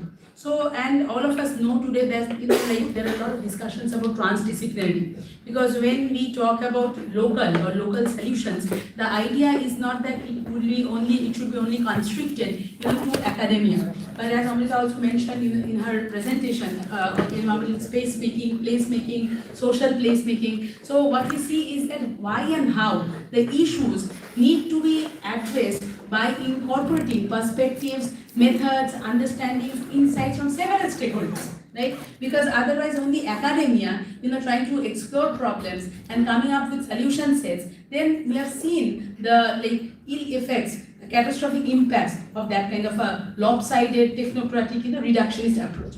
So that is how, and so there's a long story. I will not go into that long story now, but how this project happened and how this project, now, so maybe it is a project, but it is not a project where you have a duration. The project starts on this day of the month and this time of the year, the project comes to an end. So maybe a 3-year project or a 5-year project. So this project actually does not have any duration, because we know that officially will end maybe on next year, April next year, for example. But then, this will continue. And the whole idea is that how different type of impacts, if the impacts could be generated by mainly involving local communities. And again, when we say that, even this framing, I think, is problematic. So who the hell are we actually to involve local community? It is their place, it is their space, and the challenges that they are facing, I think they have much more understanding about these challenges, and they have lot of ideas because they are doing it every day. So lot of improvisation, lot of what Amrit also calls situated adaptive practices are already there in the field. So why and how it is actually important for other stakeholders to go there, to talk to the community, to see what all the existing practices are, and then try to see if we can maybe push some of the innovations, some of the maybe small scale technologies that are already there, but they need some external push. So that is the role that academia and the mainstream scientists and the practitioners can actually play. So now these days there are a lot of discussions about what is known as real world laboratories. Now what are real world laboratories? Fascinating discussions are going on, because several things, like whatever we discuss, whether it is they are SDGs, Sustainable Development Goals, or they are if we are discussing interdisciplinary and transdisciplinary framework, if we are discussing transformative transdisciplinary, whatever we discuss, I think real world laboratory becomes a very strong conceptual traction, because here the idea is that the problems are real life problems. The problems are real life, the challenges are real life challenges, and where you don't need to curate the whole thing from only the academic perspective. So when we started this project, this idea of real world laboratory was not there, because we were using concepts like living lab. But then, as the project moved on, as several activities started, kind of getting conducted under this larger aegis of the project, then we understood that there is a stark difference also between living lab and real world lab. So I will not cover this right now, but if there are questions, I will be very happy to discuss what are the differences even between living lab and real world lab, and why real world lab and not living lab is the idea that we are trying to propose through this project. Now, as you can understand that this is a very, very hands-on kind of project. And now what are we actually trying to do, and why this is relevant for this discussion is relevant for the workshop that is taking place here. Now, it is the Indian Sundarbans Delta. The project is actually in a trans-boundary Sundarbans Delta. So there are two particular villages. So in Khulna district, Satkhira Khulna, in Bangladesh, there is one particular village which is called Ashashuni, and in Goshaba block of the Indian Sundarbans, there is one particular village which is called Huminman. So what is happening is that in this, these two villages or two island villages are actually the test cases or the case studies for this particular project. And you know that Sundarbans is a big, it's a huge delta. It's the largest mangrove delta in the world, spanning across Bangladesh and India. And Sundarbans, in any discussion on climate change, Sundarbans assumes a very important space or place because, it is very, very vulnerable. But very unfortunately, what happens is that the disruptions, the crisis, the risks, the hazard that, the delta faces, the discussion never takes place in a comprehensive manner. So what I'm trying to say is that people who are approaching flood issues in Sundarbans, they only focus on floods. People who are focusing on, for example, cyclones, they are only focusing on cyclones. So unfortunately, these disasters, natural, social, also these categories are quite problematic. Natural disasters, social disasters, political ecologists are more interested in understanding what is not natural in natural disaster.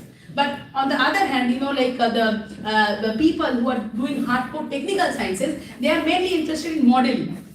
Now the question is that but when disasters take place in Sundarbans, the people, the communities, the fishers, the farmers, the honey collectors, all the different types of communities that we have in all these different blocks, they face the brunt of the burden. And to them, they really don't care whether this particular hydrological modeling went wrong or not, what kind of data it is generating. These questions are not important. The questions are they are the people, they are facing it every day, and now they are facing it much more frequently than they faced disasters maybe 10-15 years back. So what can we do in this particular situation? So from there, I think this particular project, Engage for Sundarbans, the whole proposal is also there, and the proposal itself, I think it's very interesting in the sense it does not take into consideration disaster only from a unilinear reductionist perspective, because disasters are understood as coupled socio-ecological challenges or as integral part of coupled socio-ecological systems. So once this understanding is there, then the focus is much more not on managed retreat, where there are plans again by IPCC or IUCN or WWF that Sundarbans is disaster prone, Sundarbans is flood prone. So what is the solution? The people should migrate. The people should leave Sundarbans to wilderness, and they should migrate to other places, cities like Kolkata, etc. But then there are less discussions about how this is possible. What would be the modus operandi for this? Now, in this project, by having some understandings, by actually talking to the people, try to focus a lot on social resilience. So that is how there was a transition. We talk about why social resilience could be much more important, can actually offer solutions, because social resilience, it has the potential to do that. So managed retreat, unfortunately, does not even accommodate the aspirations and local voices. What do the people want for themselves? Unfortunately, all these managed retreat documents, policy documents, the aspirations, the needs, the requirements, the voices of the communities, they are not documented as such. So that is why social resilience becomes a very important concept, because it actually focuses on what we call the CAT capacities of community. Now what are CAT capacities? Coping, adaptive and transformative. Now we can have lot of debates about whether it is a linear progression from coping to adaptive to transformative capacity, or there are also iterative, iterative, or is it an iterative process where you can actually put unilinear arrows from coping to adaptive to transformative. But these three terminologies are quite important. What is coping? How is coping different from adaptive? How is adaptive different from transformative? So these questions become very, very important. So I will stop here with this, with this argument that we are really learning a lot when again, our conceptual methodological traction has shifted from providing solutions by integrating different natural sciences mainly to social resilience, where the communities are actually the forerunners. They are in the front line of, for the fate that they want to craft for themselves. And I would now request Anuradha, the PPT is already there, so can you very quickly talk about like this particular experimentation that is going on, inland fishing, canal inland fishing experimentation, is one of the core components of this engaged project, because this empirical case study will give you some directions about what is actually happening. And because everybody says local, everybody says community oriented, everyone says all this participatory is something that we get to hear every day. And there is also a critique against that the way we are using participatory, so whether it is really participatory or not. So there are a lot of discussions, some articles, very important articles, where people have critiqued that because in the policy documents, in even in journal articles, participatory, local, community resilience, they have been misused. So maybe this particular initiative, it's a tough initiative, but it is. I mean, all of us are quite enthusiastic when we are doing this. It's a different kind of an experience for all of us together, because every sector is getting a chance, an opportunity to co-learn with each other. So maybe this case study, this collective canal fisheries experimentation that is taking place in Kumirmari as part of this engaged project, which has many other components as well, will give you some idea about what I am saying. Maybe they are not, they are not in the air, but they are actually anchored in the ground.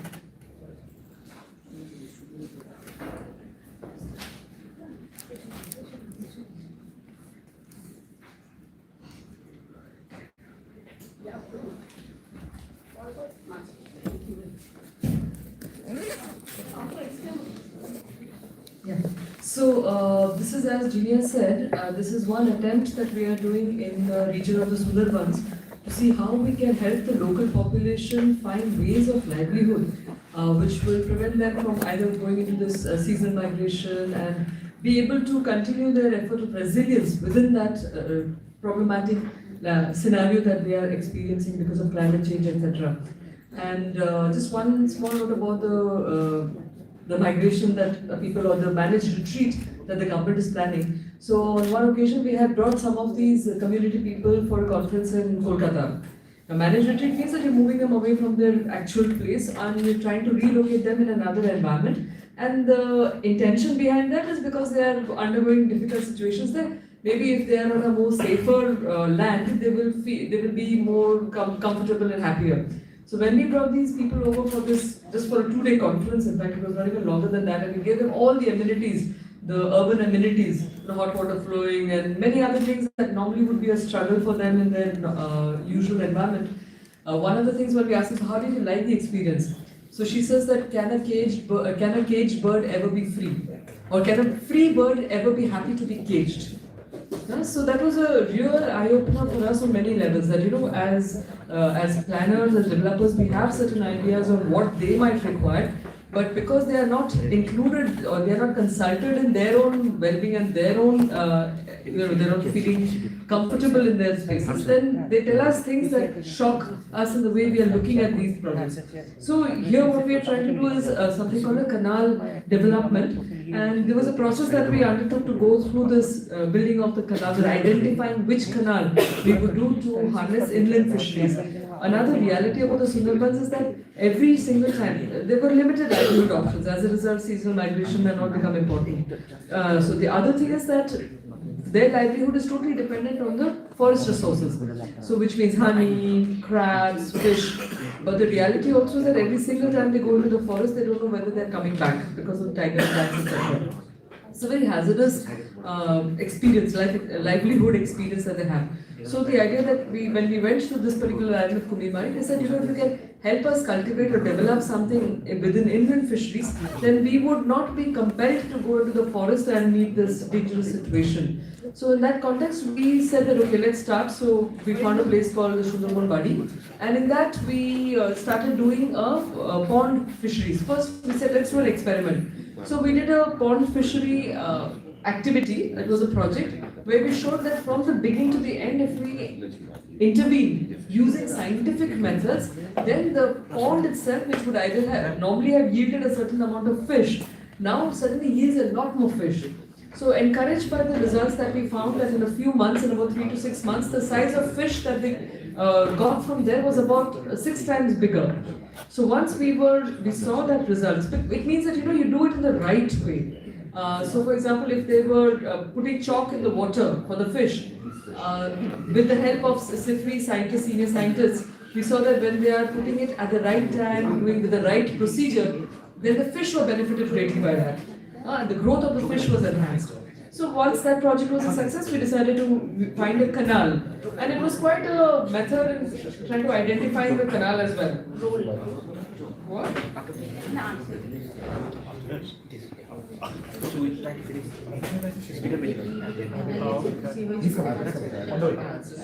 Okay. Yeah, so we first decided that we were going to identify, so naturally the challenge became which canal are we going to take up for the task. So as you can see here, so what the first thing is that we did on-site semi-formal active conversation with the canal side inhabitants with a co-developed questionnaire. So the idea was that of 26 canals, we first identified there are about 26 canals there, and which canal can we use in order to take it forward for doing the project, the Engage project, the SOR4D project, where we can actually help the community living on the banks of the project. Along with their participation, we can cultivate fish within that canal so that they can be benefited by that product. So a few things that we discovered in the process was, one, that the 26 canals that are there, all of them were not, you could not do the fisheries within them. Why? Because 5 of them were already connected to the sea. So they had outlets, so there were salt water. And that is one of the big problems when there are floods. Because then all these inland pools or these inland ponds get salinated, and then that's a huge disaster. Just to give you a bit of the ratio of the ponds to households there, so we have about 4,300 households in Kumimari, and you've got about 3,800 ponds there. Okay, and like I was pointing this out, one of the reasons why that happens is in Bengal the houses are made of mud. So they scoop the earth out in order to make the houses. That earth then becomes a pond, and that's how it's a natural geographical feature that is included within their livelihood options there. So when we saw that there were 26 of these canals, from there about 5 of them were used for, 5 of them had to be left out because they were merged, they were into the sea. Yeah, so that's it. So these are these participatory things.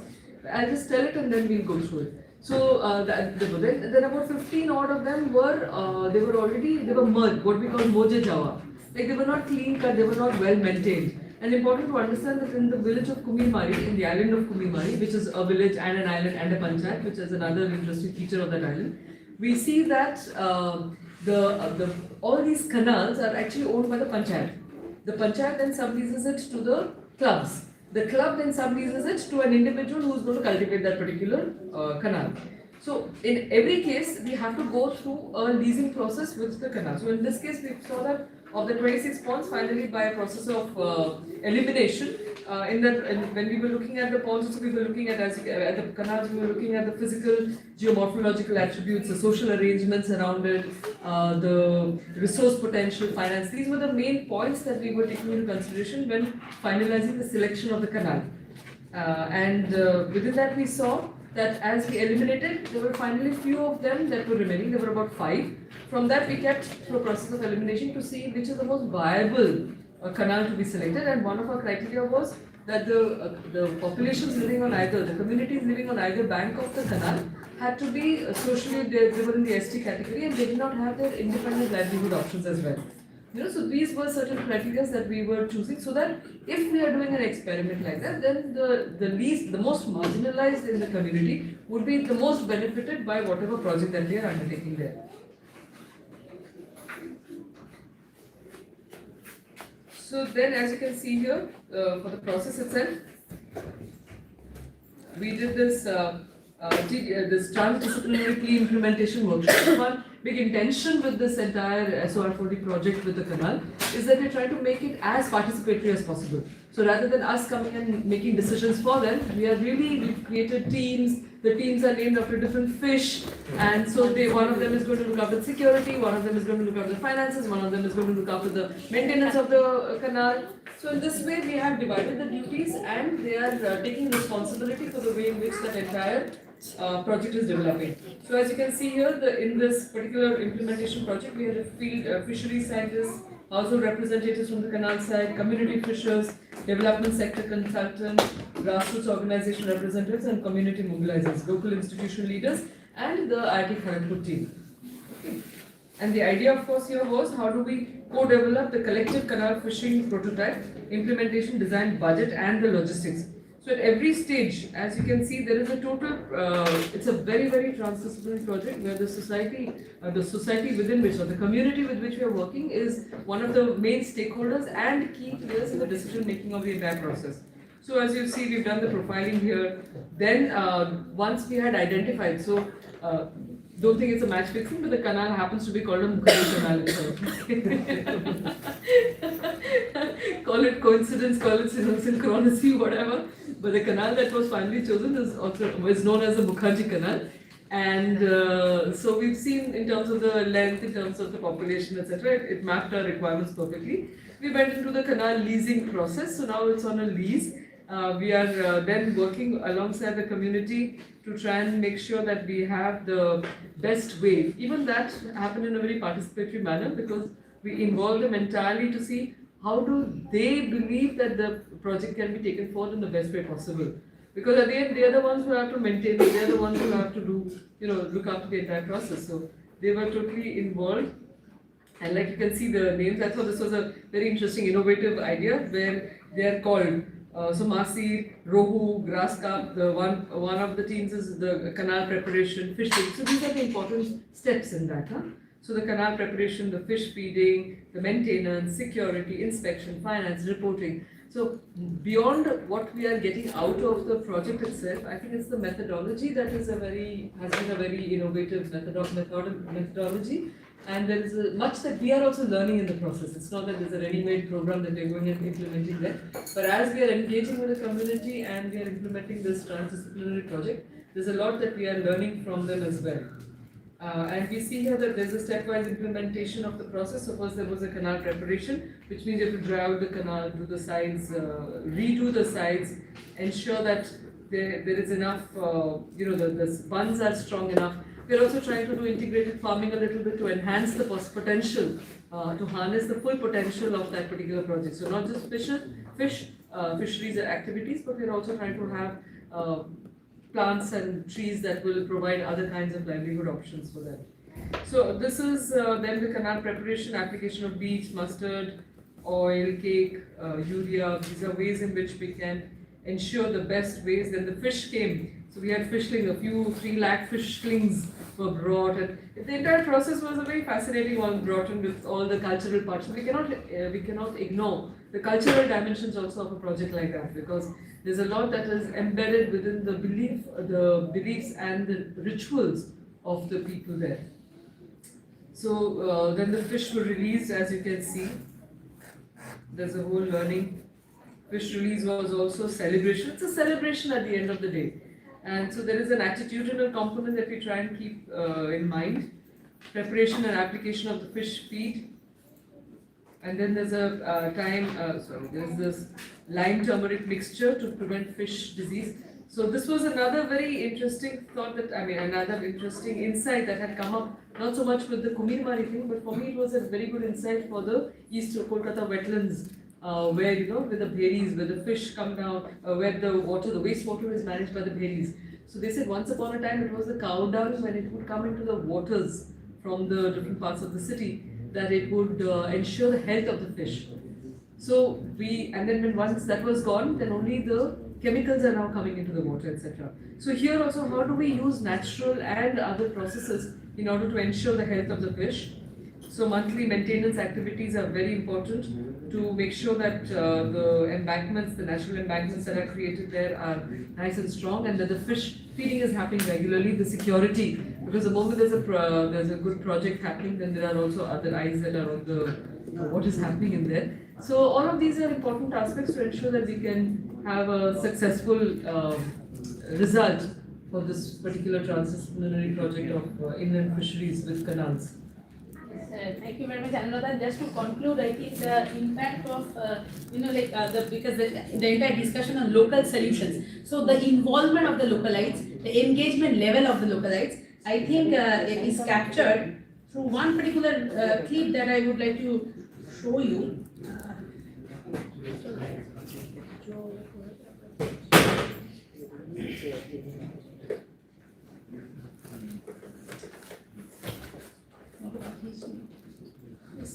And with this will end the presentation.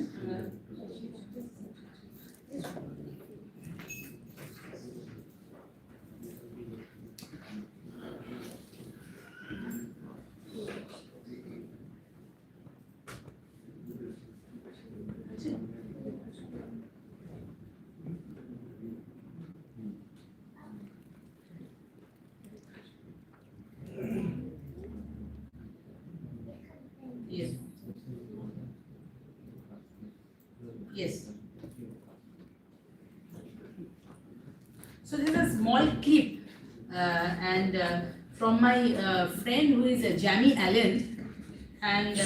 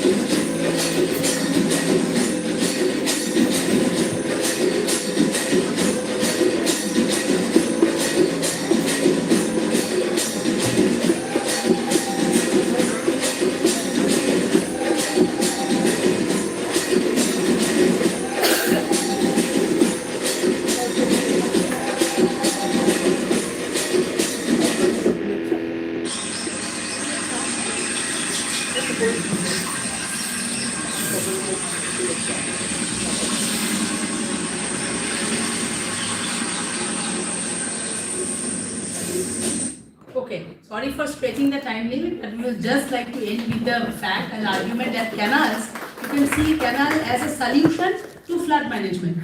Inland fishing as a solution to flood management. But then canal is not restricted only to an ecological, this is very participatory.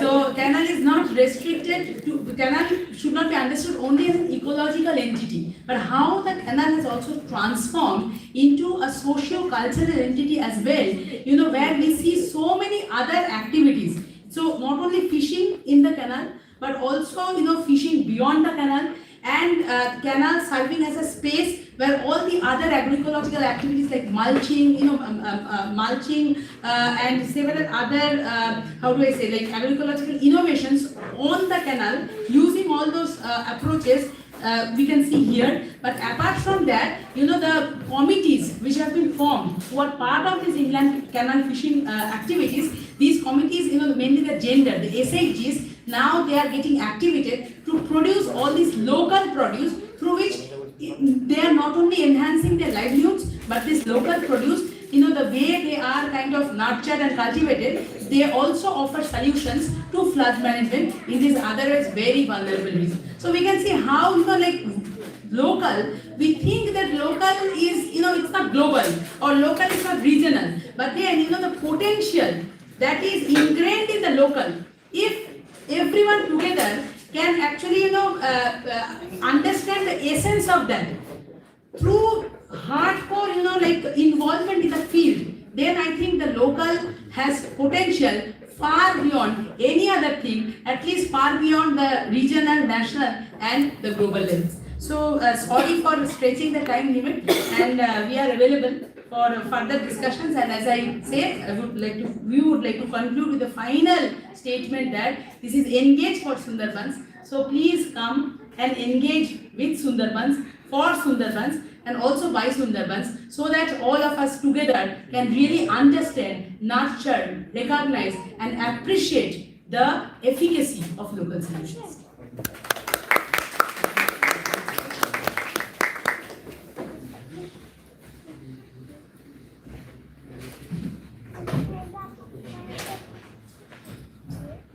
Thank you, Dr. Mukherjee and Dr. Chaudhary, for your for their interesting but very thought-provoking lecture. We also thank you for sharing their lived field experiences from the heart of the Sundarbans. We are grateful for the clarity and depth they brought in their lecture discussion on localized disaster adaptive planning. So now we are cordially invited Professor Joe Rabbit to conduct an engaging and interactive session with the audiences present in this hall.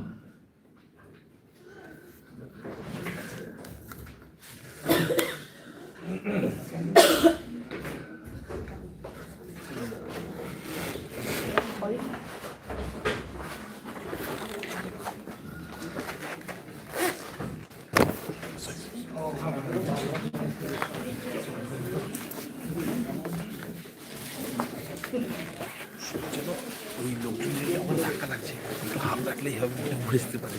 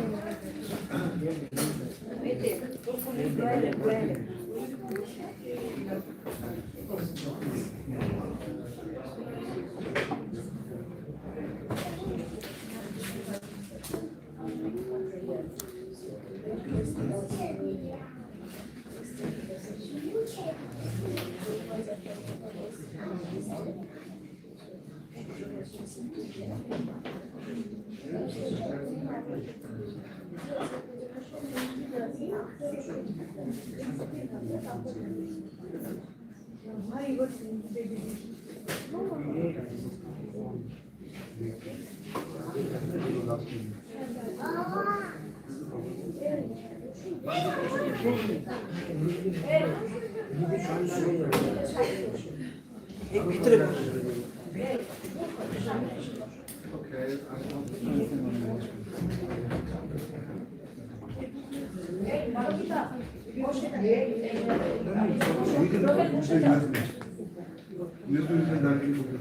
শোন না তুমি পেনটা ইয়ে করো কি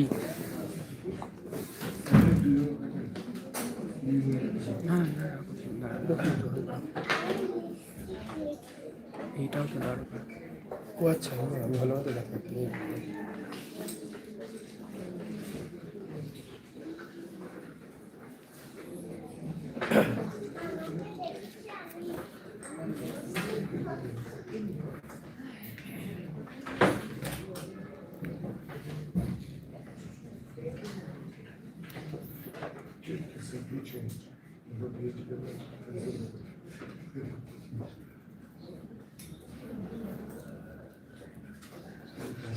নামটা জোড়াবার করে দিলে ভালো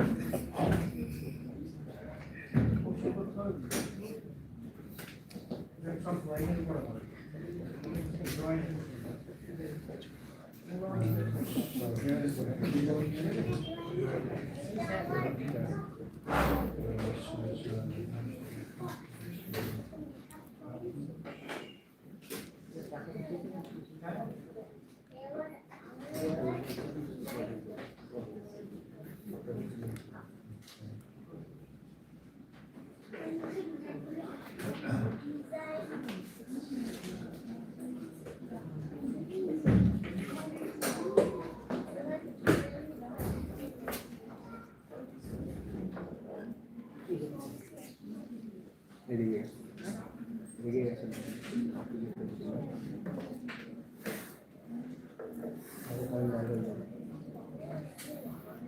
প্রথম দিন কি হয়েছিল সবাই বিশেষ পজিশন দিচ্ছি ওদের জন্য আলাদা সবার সাথে বুঝে আছে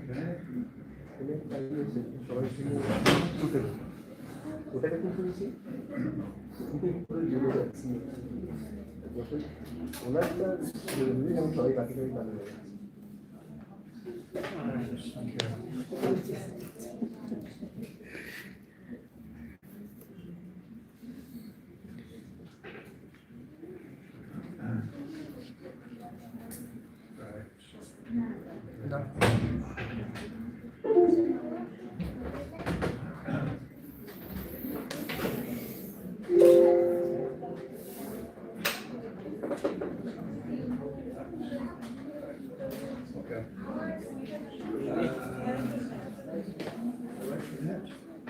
Yes, sir.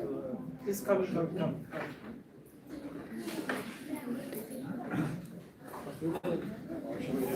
দেখো তো hand mic hand mic Do you want a hand microphone?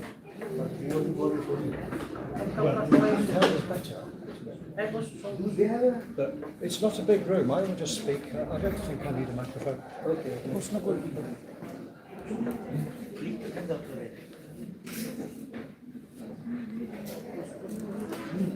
ওনার গলাতে এমনি আছে বসো না ওনার গলাতে এমনি আছে গাড়ি চালা করে দিলে তারই চলে যাবে খুঁজছেন লোক খুঁজছেন Hey, Peter, please come. Sir, start. Shall I start? Yeah. Okay, we start. Okay.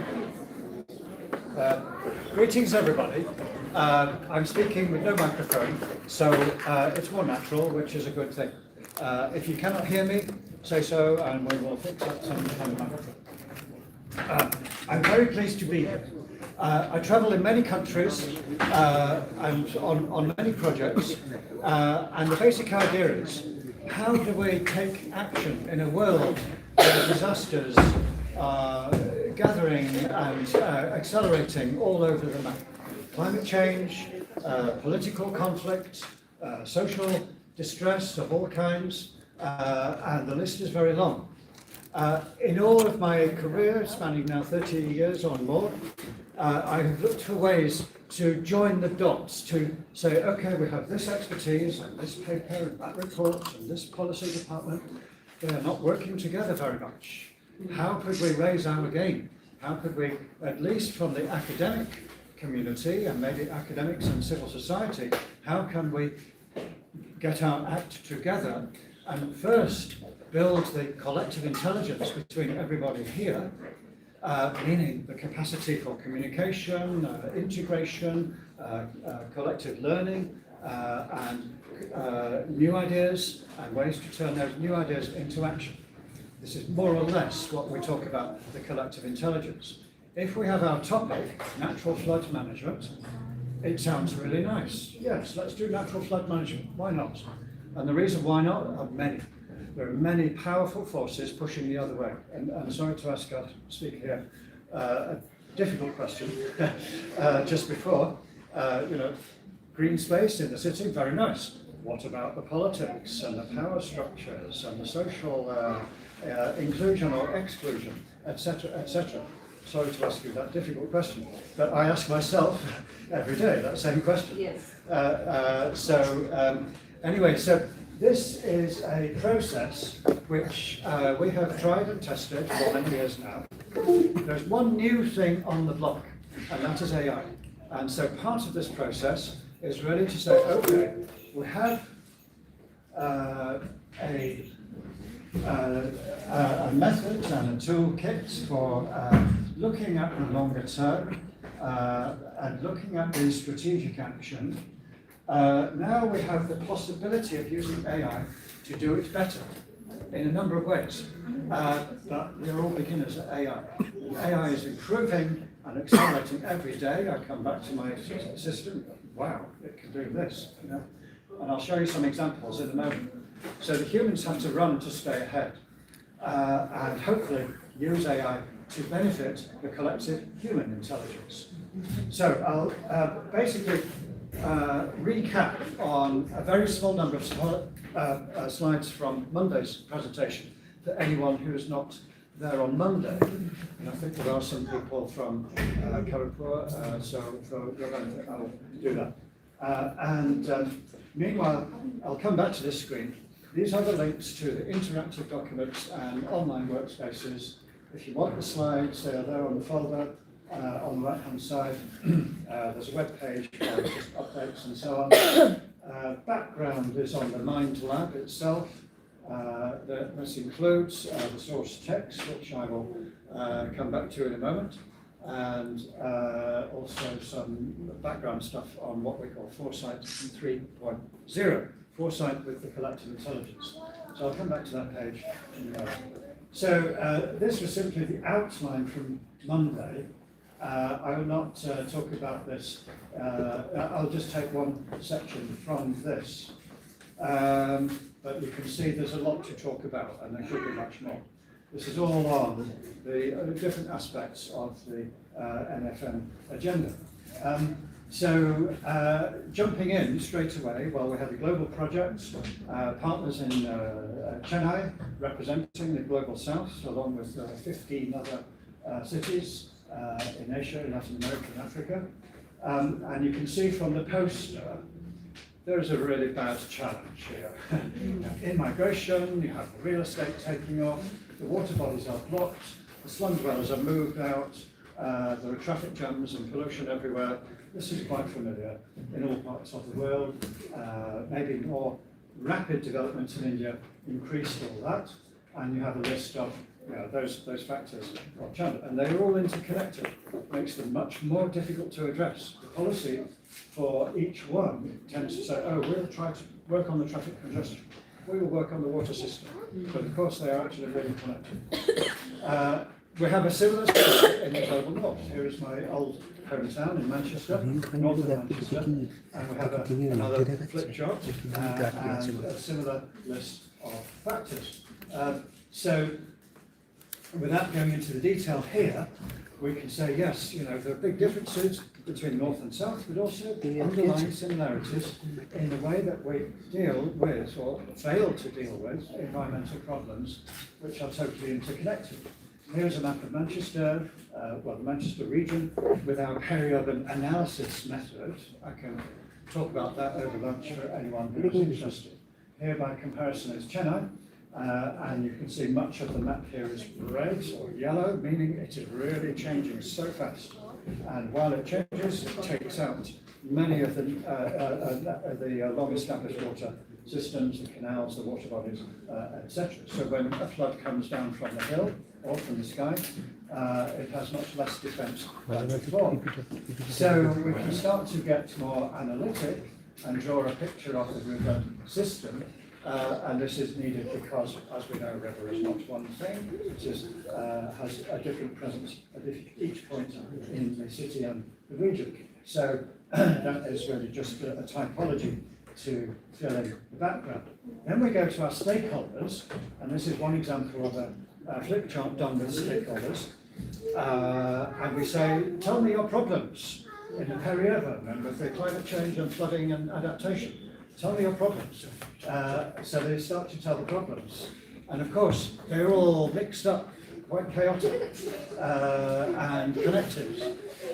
So we have to say, okay, which are the immediate problems which we can put our finger on? Which are the more general problems which are really difficult to pin down? And some of these are strategic problems, like the agriculture system of subsidy, trade, and the financing of local government, etc. We start to then typology, to introduce a typology, and then we start to talk about ways forward. And this could be a long list, and our experiences, these are often very connected, very part of an idea network, not just simply here's an idea and here's an idea and here's an idea. I'm sure you find the same thing in the Sundarbans. Here we're dealing with a highly developed city region with many activities and social structures. So we can start to get more technical and say, okay, let's type out the economic problems, the governance problems, the ecological, and so on, all resulting from, all centered on the flooding issue. And for example, gentrification, that was discussed last night. This is one issue on the list because if gentrification pushes out the people who live there and work there and know the place, it is more likely to increase the risk of a flood for a number of reasons. So then we say, okay, oops. Here is a more specific map about what is going on in this flood event and the flood situation. Some of it is inside the disaster event, some of it is more external and strategic. So again, these diagrams simply scope out the nature of the problem, which is highly interconnected. Sooner or later, we have to look for positive ideas. Here we draw on our work with UN Habitat, the Urban Rural Linkages Programme. You can look for it under that title. And we start to say, okay, we are talking not only urban and rural, but also peri-urban, which is the nature of our project. And we can type out different types of linkage in terms of food, economic activity, climate and ecosystems and water, and food systems especially are really meaningful in this context. So in just a few seconds we have illustrated a map of possibility which is highly interconnected. These things, as you can see, each one connects with another one, which makes it more challenging to run a policy and more challenging to raise, finance. But this is the nature of the problem and the nature of the opportunity. So this is more or less where I would like to see this project going. And I'll come back to that question in a moment. Where we would like to see this project going is to say, okay, we would like to integrate all these different forms of expertise in the room and throughout this program, including the Manchester experience, the Japanese experience, and so on. Integrate them and connect them as far as possible, and then turn them into action. this is a nice slide, but it would be even better if it was real.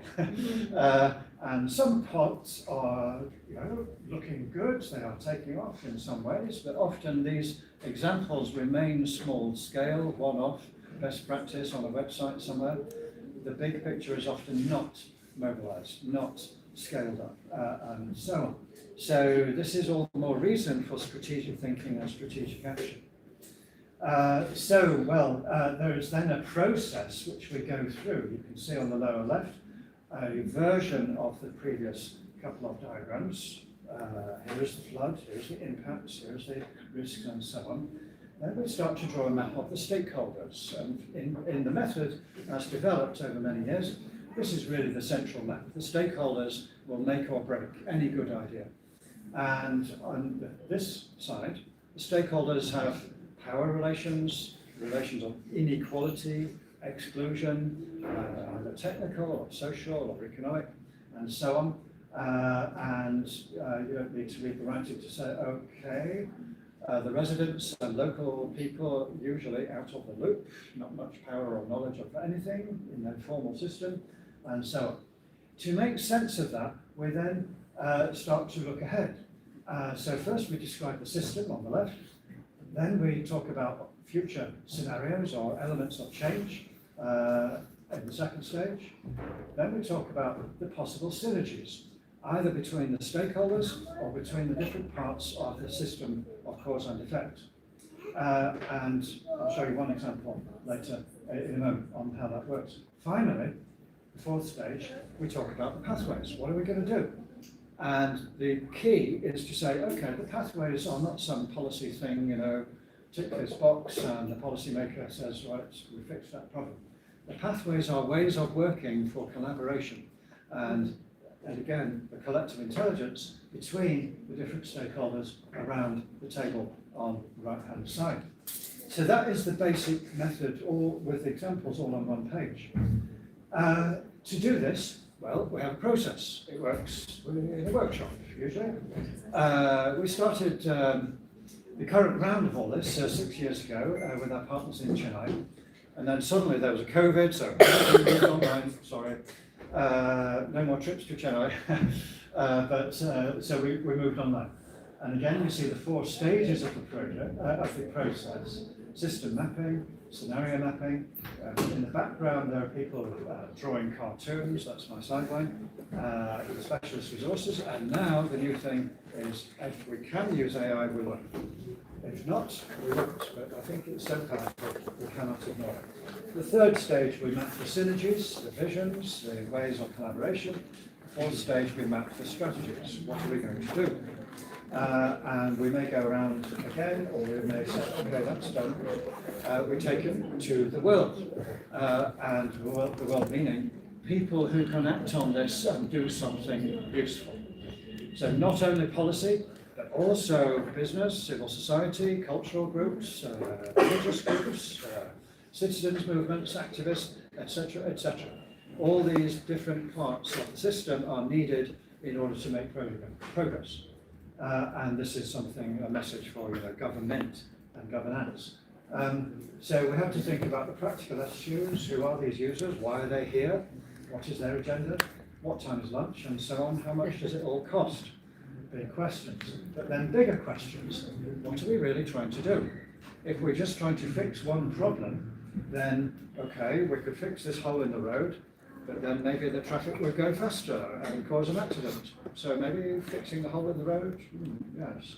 Maybe better to take a systems view perspective. Actually we want to transform the whole of the road and everything that happens around it. The enterprises, the people, and so on. Similar with water systems. If we simply say, oh, this river is going to flood, let's build a concrete dam. Well, we know from experience this usually and often goes wrong, or there are impacts downstream. So system transformation is really what I think is in the philosophy of natural flood management, and it raises the game, both in the challenge ahead and also the opportunities ahead. So as some quick, this is more the formal method, and you can see there are templates which we use for each part of this. You recognise the actors sitting around the table, template, and there's not time now to go through each of these, but a very quick demonstration of examples where they're working. First, just to say briefly, there is an online workspace where all this can take place if we have to work online. Due to the crowded programme this week, we thought it best just to introduce this and make sure everybody's on board, and have lunch and talk about it, and then do the interactive process online in a short time from now. And anyway, this is an overview of the workspace. There are now about 50 or 60 versions of this workspace, one for each project and programme over the last 6 years now, so it's quite a busy thing. And if anyone wants the presentation, they can go to the left, there it is, and there are resources, all the reports done so far by AI are there, and also the analysis, the speakers' summaries, etc. So you can get the idea, well, sooner or later, we want to produce something useful, an output. This, of course, will be connected to the formal output from the project done by the people at Alia and so on. But we think there is a contribution here on the longer-term foresight agenda to make something really useful. So let's try. And I'll come back to that process in a minute. First of all, well, just to illustrate the 4 stages, here's a knowledge mapping, and here's the actor or stakeholder mapping. The knowledge mapping was also circulated, and this is simply to say NFM in the centre has many different linkages, many different perspectives. Here they are, all in one picture. Each one is a long story. So we could zoom into, for example, indigenous knowledge, very topical here. And so, okay, indigenous knowledge, it's not one thing, it's many things. Stories, practices, livelihoods, cultures, and so on and so on. So these are just examples of what we would produce in the coming weeks and months.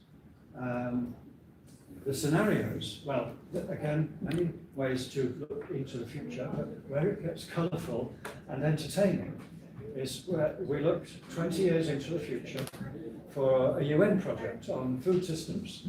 This was, and the axis, the structure here is based on the IPCC framework of 2000, a long time ago now.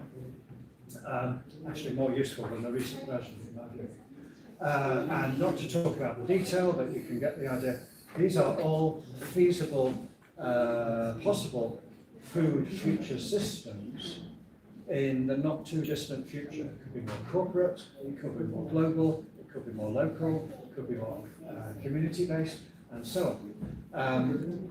Sometimes I show this diagram to my sustainability friends, and they like the one on the lower left, the local communities, everybody's happy. Cows and I say, yeah, that's nice, but the world might not be like that. The world could be the opposite color. And the way it's going could be more like that quite fast. So that's the future. Then we get to the synergies, the most vital stage, and the transformation. Here's one example from a UN project I did in Ukraine. Not to talk in detail about that, but the message is we have to visualize not only in words and bullet points, but also, if possible, in pictures and other things that bring it to life, to visualize the transformation of all these different things, the business, the finance, the governance, the infrastructure, the social, livelihood, ecosystems, industry, and so on. So that is the message of the diagram. And then on the analytics side, we can start to track the stakeholders and look not just for the problems, but for the synergies, ways of cooperation and common interests. Finally, we then turn that into a road map or pathway map. Here's again one example from the Ukraine project. We say these different systems from the previous page, they all want to transform because that's the way it's going. How can they do this in a way which then results in the visions which are set out? Agreed by all stakeholders as far as possible in common. So you see on the right hand side the visions, and you see a set of steps, many of which are interconnected, to achieve that vision within 25 years on the right-hand side. Here we use the 3 horizons, 5 years, 10 years, 20 or 25 years. That's about the maximum that anyone wants to look ahead. Of course, unless you're a climate change specialist, you might go 50 or 100 years ahead. But normally 25 years is about as far as we can usefully envisage. So that was the example of a pathway mapping. I hope something like this can emerge in an NFM project, and this will help us to then bring these ideas all into connection and integration, and with a realistic, evidence-based view of what is possible and what we recommend is done. Now, this could be West Bengal, it could be India, it could be the Indian subcontinent. I don't know what is the best frame for this, but yeah, we can talk about that in the meeting. Well, in a minute. That's now. These are a couple of slides on how that might work. The roadmap stage, and we know there are barriers, and we know that community-centred things are really important. Here's one example from Gorakhpur, and here's the basis of our roadmap in bullet point 4. Up until 25 years. These are factors of success, and well, some of them raise big questions. What is financial innovation? Will it work? Will the banks come to our meeting? Or they say no thanks. So now the big question is, here's where we need some participation. Hands up who thinks I have done these slides. Hands up anyone who thinks this is artificial intelligence. I think we've seen this before. Anybody else not sure? Any opinion which way? Artificial intelligence? Yeah, you're right. Artificial intelligence. All of it. These slides. These 4 slides. The whole the presentation is mine. But these slides here, you can tell maybe by the style, and also a little bit by the language, very like corporate kind of thing, polished language. So yeah, these are AI. So I took the theme off the workshop, put it into AI, so please make some slides. I have some, so it's quite high powered, and it comes up with this. It's quite good, not perfect, but quite good. So we use this as a start in the process, not to replace the humans, but to help the humans move faster and do more. Can I just ask Yes, something in please. this context? Is that right now AI is not capable. The capability of the AI is not as high. It's already very good. So at some stage when AI really has the human level capabilities in terms of its perfections, then the human might be dispensed with. I mean, that's where there is a lot of worry. Yes, well, I'm deeply worried. Will we have a job in 10 years? Will students come to university if AI can do their job for them? Very difficult times, big challenges.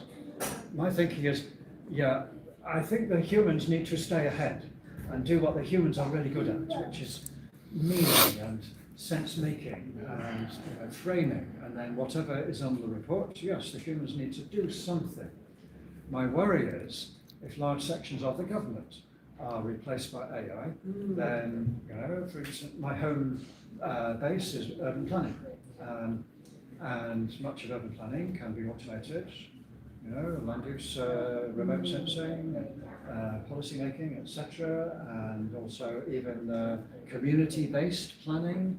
Okay, we get the AI to read the social media of all the citizens, and then it will say, oh, yeah, this is the answer. So where what happens then? I cannot predict that, and some people say, I just found one just 2 days ago, AI 2027, scenarios for the future of AI. It's very scary. Now, so, well, the thinking here is to say, we are looking for some way to take this to the government and the civil society and the business community and most important, the villagers and the peri-urban residents and so on. So this will be not something in a report, you know, with 10,000 words. It's really about negotiation and finding common interests and synergies. And for that, well, still humans are, you know, they have to lead that way. But yeah, you're right, it's dangerous times. Another observation was that in order to make meaning and enact on the basis of this comprehensive factors involved in this particular activity, because what we are trying to do is a holistic understanding of problem solving, problem identification and problem solving from a holistic. The challenge is that at the implementation level, let's say the governance level, implementation level, there is no single body that is looking at all of this holistically. While of course the central government is allocating it to different people, but each section or each department is involved in their own part of this project. As a result, and they're not necessarily all talking to each other. So while academicians we can present this, when it comes down to ground reality and implementation, it is happening in silos all over again. And silos with their limited budget, with their constraints of implementation, etc., etc. So my real question here is that with all the idealism of holistic thinking around these problems, is it a feasible option in terms of implementation? I would say it's nearly impossible. That is a simple answer. But what's the alternative? We'll go home and let the world burn and flood and so on. Yeah. So I think there is no alternative but to try, and we have more knowledge, more tools available than ever before. If I understand what you're saying, yes, government is all boxes, silos, and even business is also in a different kind of silos. And they have their own interests. They have their own vested interests. Exactly, yeah. From experience, well, just to say, I started this method actually 35 years ago. I was a community architect and planner, trying to find ways to collaborate between people in difficult urban planning conflicts. So I began to develop a method of consensus building and mediation that was then connected to community development. And everyone, people in community development know perfection is not really possible. You will not find it. But you can get some of the people to agree on some things for most of the time. So what are those things?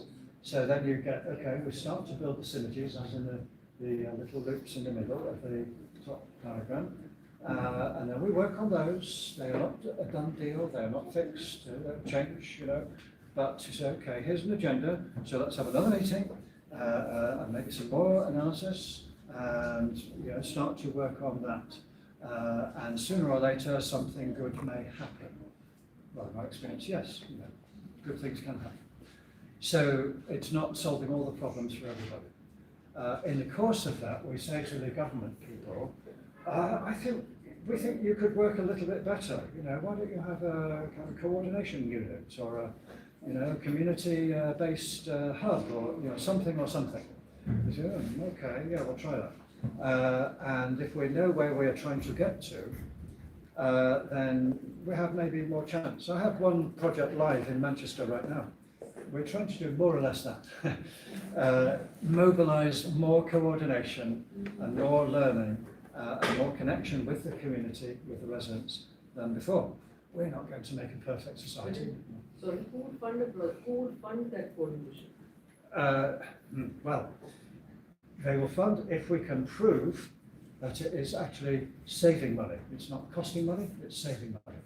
So this is where we need the research and the evidence base. So yeah, this is, here's our system map, here's the valuation of each step and each impact or risk. Here is the cost of running, the government system, which is huge. And here is the cost saved or, social value gained by doing it with more coordination. So it's the beginning of a long story.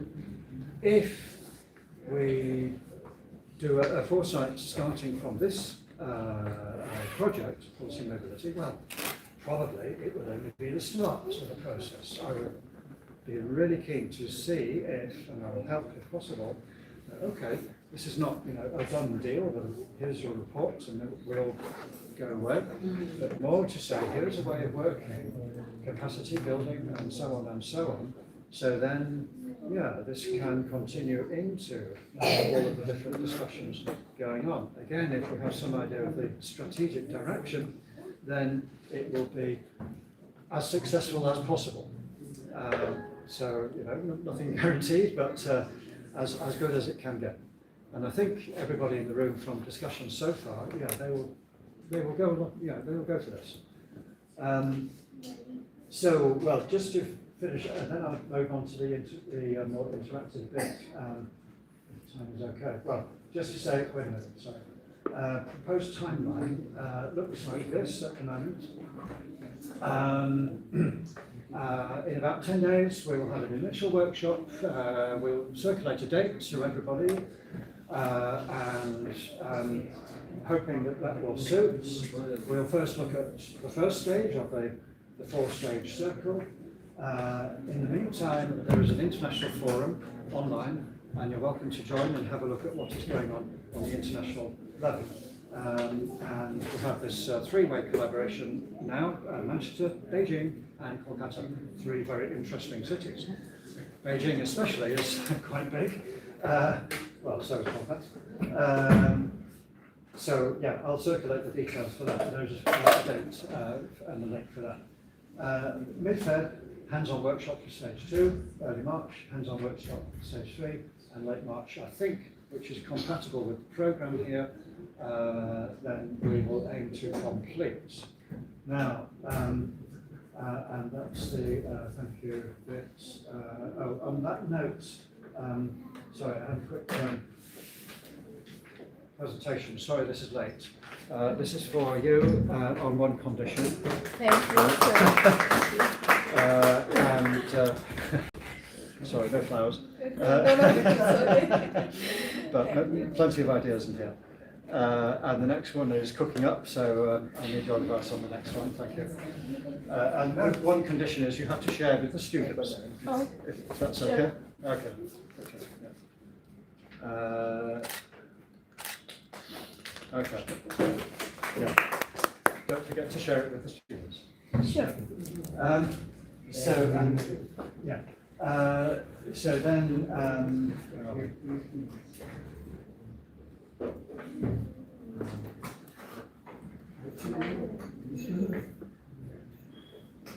Okay, so on that note, I will then jump to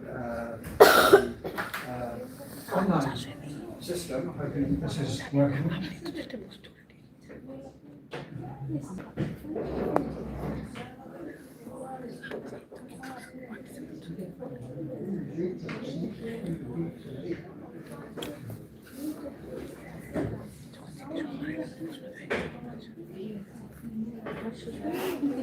Well, first,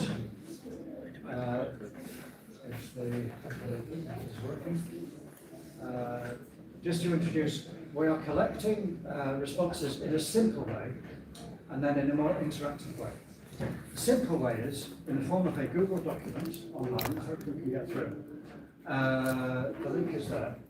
And the reason for collecting ideas and questions on a Google document is because then it is synced, connected with the AI module, which is working on this. So this automates to some degree, the mechanics of putting together different bits of information. I'm hoping this will just come up.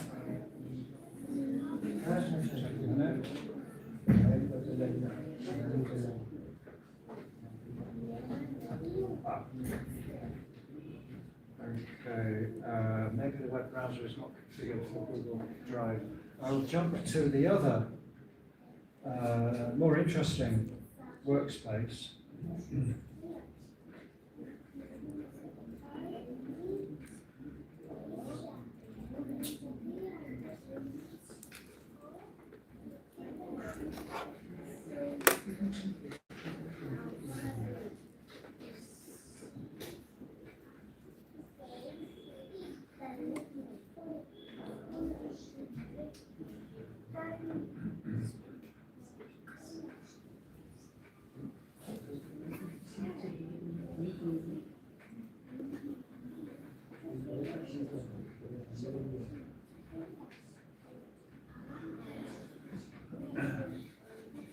Sorry, this was should have been arranged before. I jumped in at short notice. So I think it's just hopefully catching up here. There we are. So this is done in a system called Mural. Any experience on this? It's very effective for this kind of thing because basically you can see what is going on. Oh, of course, she thinks I'm now a visitor. That's okay. So I will enter as a visitor. So I'm a visiting cat. Okay. And here is the real version of that big thing, which I showed before on the slide. Let's say we can move the mouse. A mouse is much better. This is like Miro board. This is similar to Miro. It's just the alternative system. There's certain pros and cons. Nothing is perfect, but let's see if we. So here on the slide is an image from on the left-hand side. This is the full presentation. If anyone wants it, and you can drop things into here. Very nice, very convenient. Here is an interesting collection of documents. So for this we used an online system called Preempt, configured exactly for the Foresight process. And this is very large and very powerful. However, it is not as 100% transparent and interactive as we wanted. So we continue to use other things. But we can just give you one flavour of that. Let's just try this one. Yeah. So Preempt decided it was going to be a community-first vision. We did not ask it to do that, but the AI decided. I said to the developer, yeah, that's nice, but what about hydrology and dams and so on? And well, ask the question, then process again for another couple of hours. It's a big system, and give me the answer. Well, maybe we'll do that. Maybe there is also other ways to do that. Anyway, so you get the idea. You can download it if you want. Then I, oops. Sorry.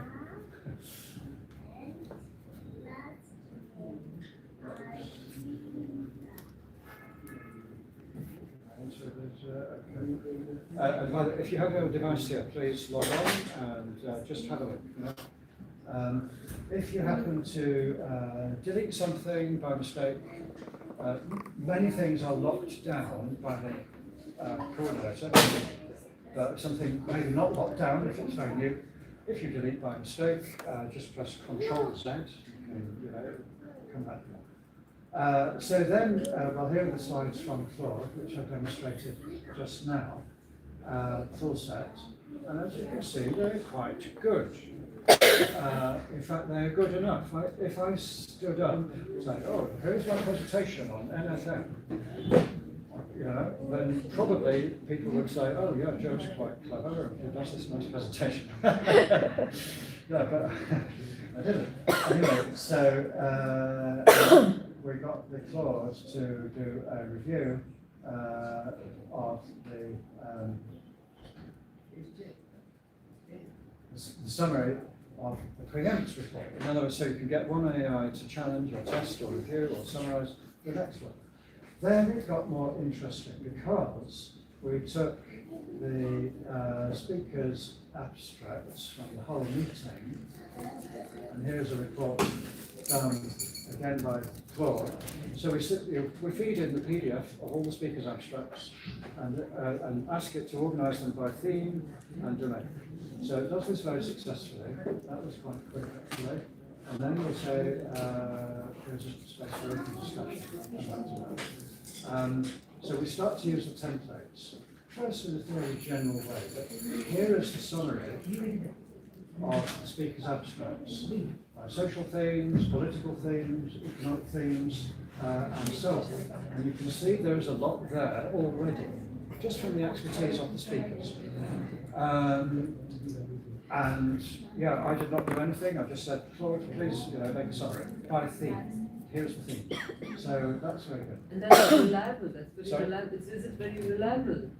Well, looks reliable, yeah. but we have to check and test and review. And there's no substitute for human intelligence if Yeah. used in a structured way. Yeah, the challenge is that if it's smaller data, you can verify.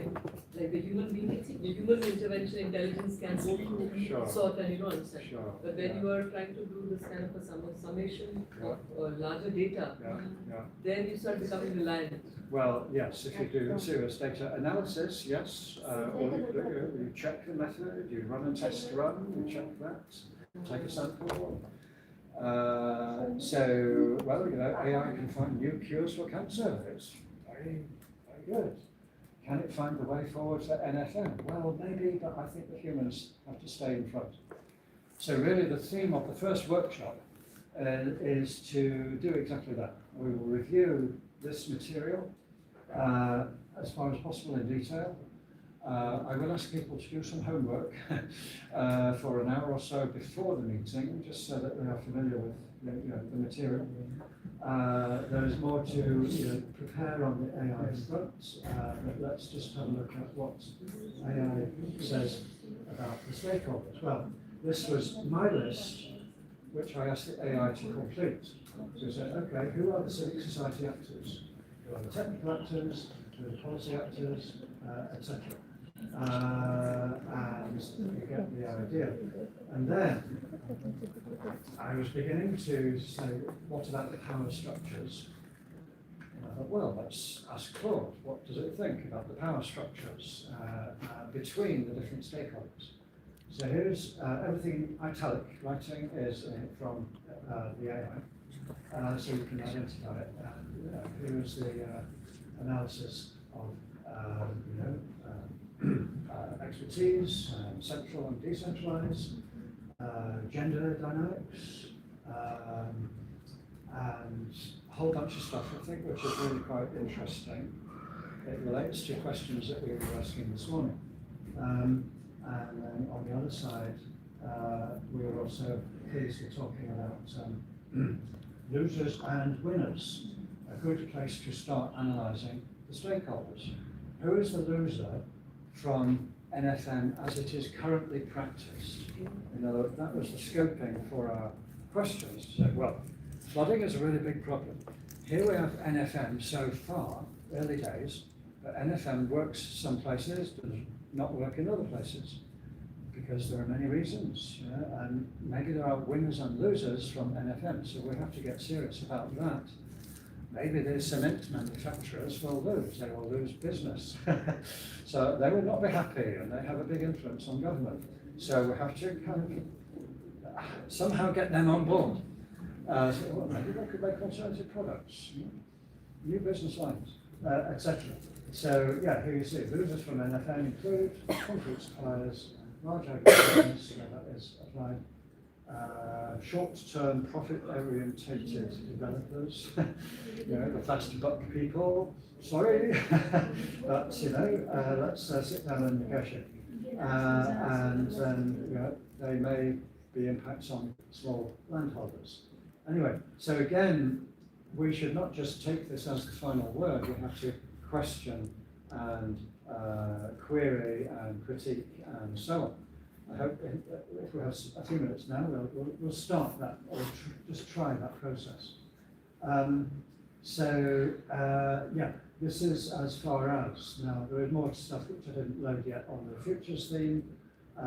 There is a lot of stuff from the preempt foresight system on the pathways or synergies on this side of the big picture. And at the moment, that is blank. So again, the basic idea is we will start a discussion on each stage. We will get the AI evidence. We will review and critique it and come and basically say, yeah, I don't agree. Great, we'll write down your problem, your question, your critique. Let's get it onto the board. Then, if necessary, we can run some AI again, or maybe we use human scale analysis. And at the end of the day, we go right around this circle. Now, this is a smallish project. In the Ukraine project, for example, that was 6 months. We had a budget, and we had 10 working groups in total. So we had 10 of these circles. Each one was covered in notes and links and diagrams and new material and so on. Working groups on food, energy, industry, plastic, waste management, etc. In this project, we may decide, well, actually, we should decide now, do we need special working groups?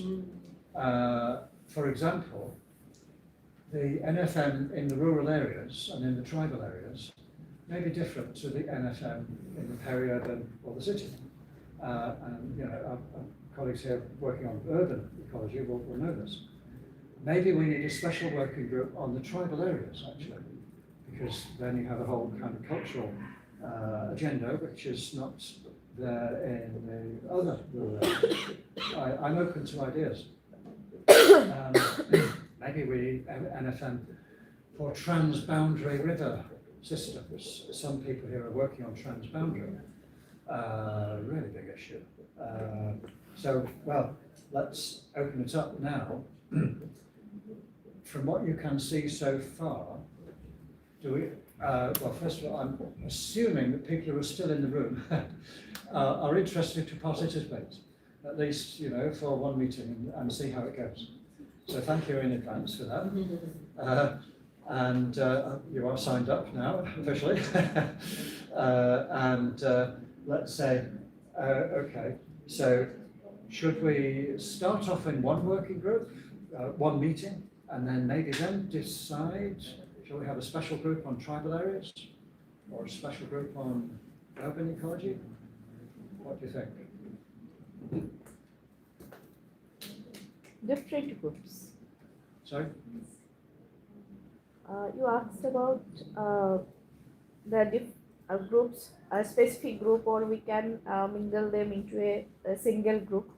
So we can. Yeah, well, just to be clear, if we zoom out from the big picture again, so each one of these circles is then a zone of discussion and development, recorded on this system. And as you can see, you can put any media in, slides, pictures, links, anything. So it's about the best thing I know. For example, there are 3 circles. One could be NFM in total, but it's a big agenda. This one might be tribal areas, NFM, where you have, again, the cultural dimension, very interesting. And then maybe the one on the right could be urban NFM. I'm just guessing if that is relevant.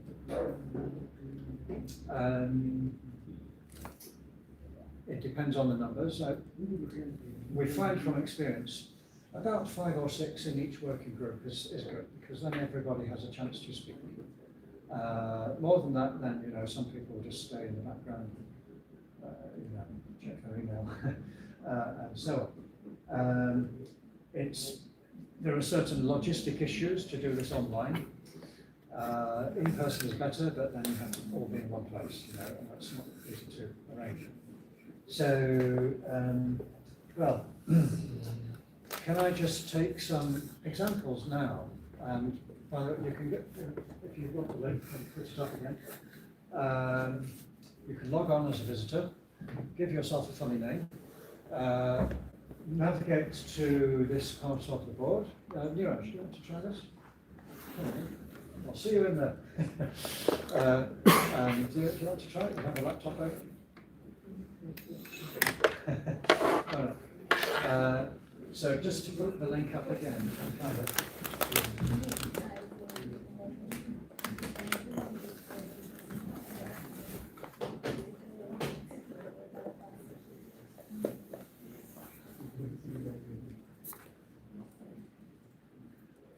Yeah, this one. This is the mural workspace, a second from the top right.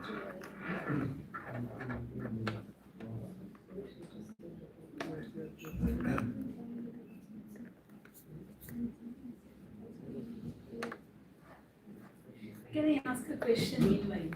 Please do, yes. I think this is a very fascinating presentation because like the project and the scale of it and the way the work is going on for so many years and now.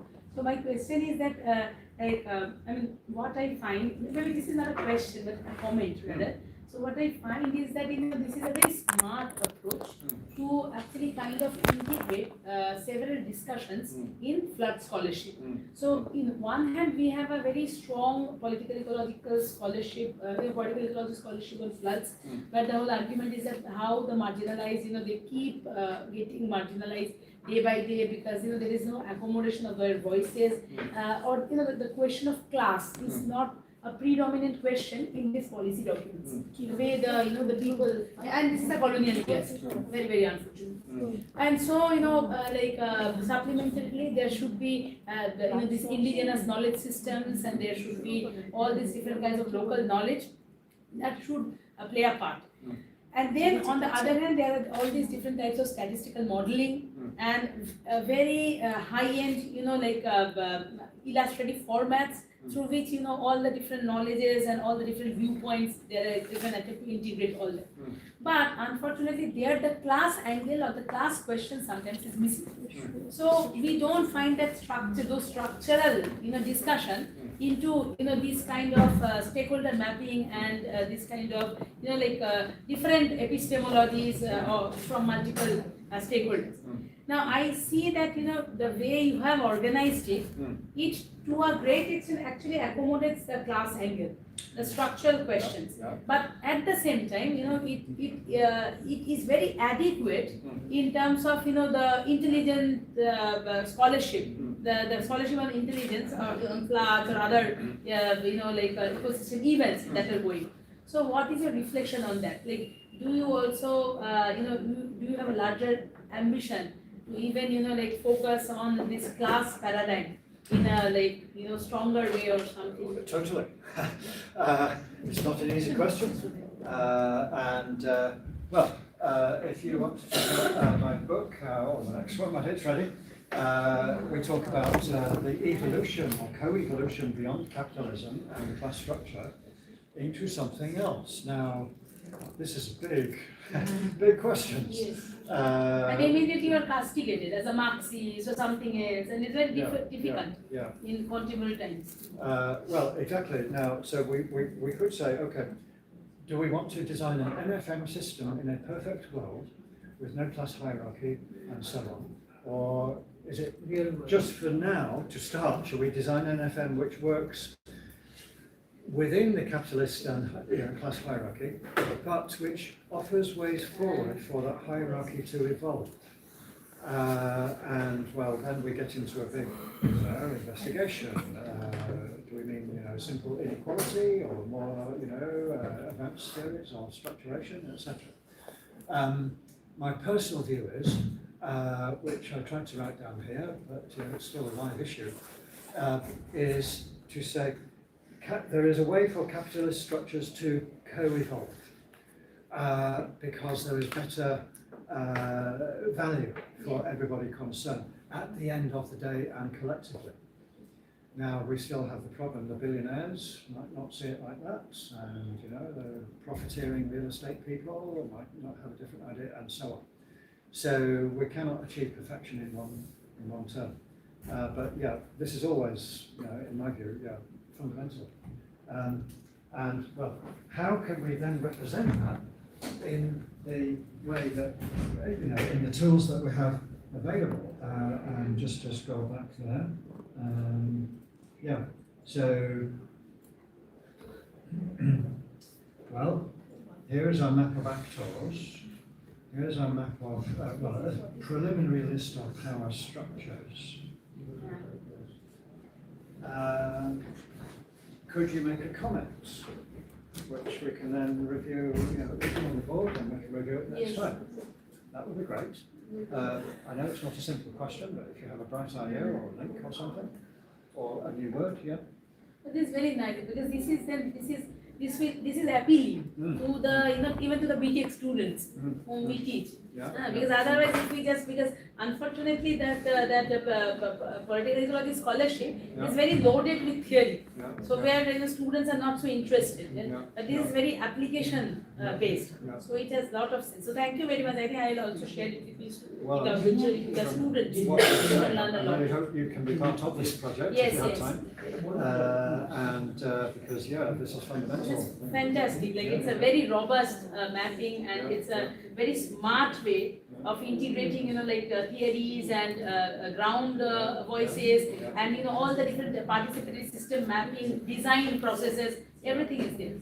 Right, well, thank you for that. We're complete beginners here, but yeah. I was just wondering, like, when you're saying power structures cloth, it means that you're going on cloth separately, you're getting the data there, and then you're bringing it back into the circularity area? Just yesterday, I said to Claude, "Oh, please, can you answer question 1 on our 12-point list?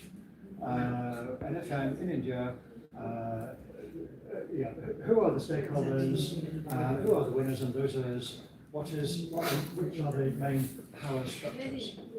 So this is simple to put in, and you get So an you answer. brought it out from that, you picked it up from the cloth, and you put it in And the then regulation. it produces a Word document, so I then copy and paste from that. The thing is then, what is it missing? And this is where we need your human intelligence to advise. And just let's try. Let's look at this. Let's think in detail.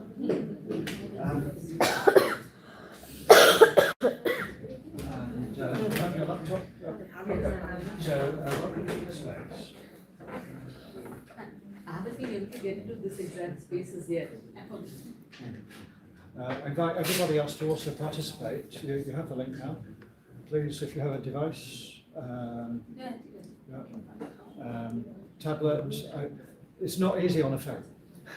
If you're on a phone, follow the previous link to the Google Doc, and then we will paste from there. If you have a device, tablet or laptop, please enter now. This is your moment of glory. So the question comes up, power structures in the NFM context. Who can comment? So you raised a big question. Let's talk about gender dynamics. Well, I can think of something.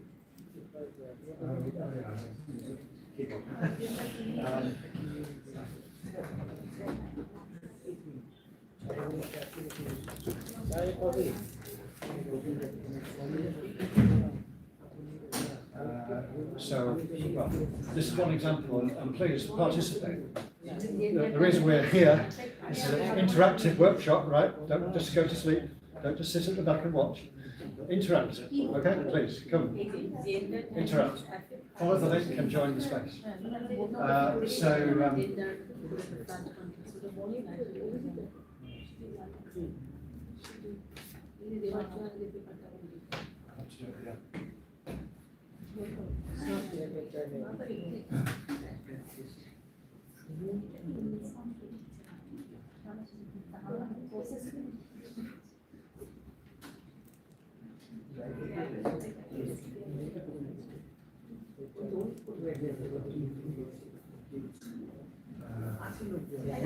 I am just a couple of things that actually we have very recently worked on some villages in a particular block in the Sundarbans. Oh yeah. And this work was primarily on women, so from a gender perspective.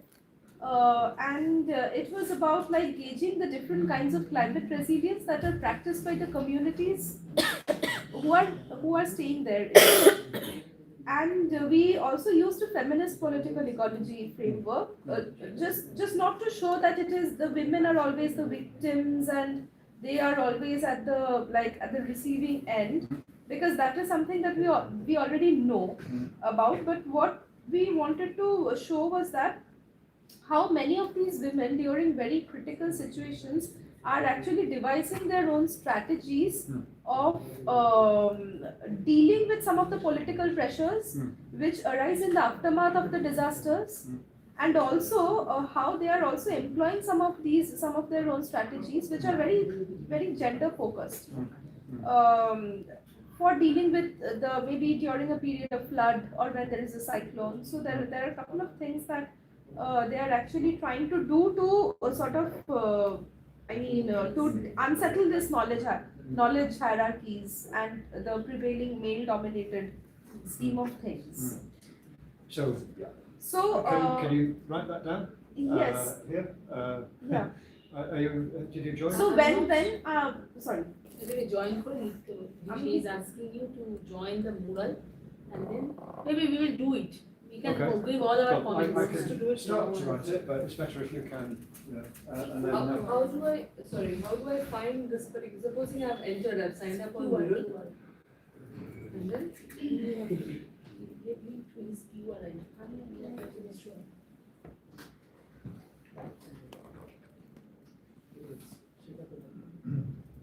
I think I also have an overall response to the whole bunch of things that Claude has generated on NFM and power structures.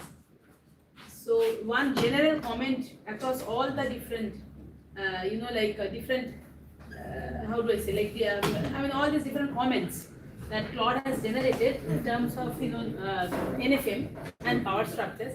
I have a general comment across all that intersects, that cuts across all these different, points.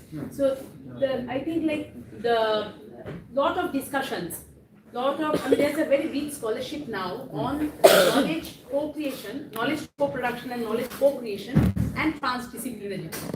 So, and this is a very recent, I think, literature starting from Nordstrom and other people this, and where all these different pillars of knowledge co-production creation are discussed, and also there are mechanisms are discussed where how this TD can actually move into also transformative, transdisciplinary.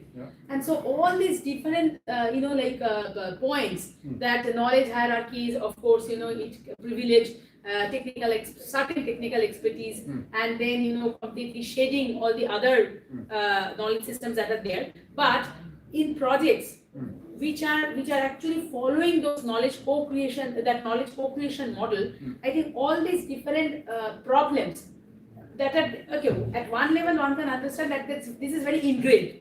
Caste is ingrained, religion is ingrained in India, in local context. But the way the projects are being designed, and again I think we talked about real world labs, but the way these projects are designed, they take into consideration these problems as bigger problems. So there are also strategies through which the design itself is done in such a way that this is tackled from the initiation, from the inception of the project itself. So at the end, not only there is an evaluation about the project, whether it is successful or whether it's success, it led to success or failure, but from the analysis or the pre-analysis stage itself, all these challenges are taken into consideration. So yes. So I think power structures, yes, they are they're very, very ingrained. It's very difficult, but at least at certain patches, so far as certain challenges are concerned, I think they are working well, because the process, the design itself, for example, is kind of a TD design.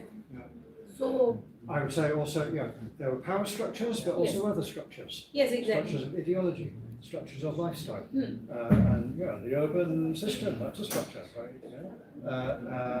Space and place, etc.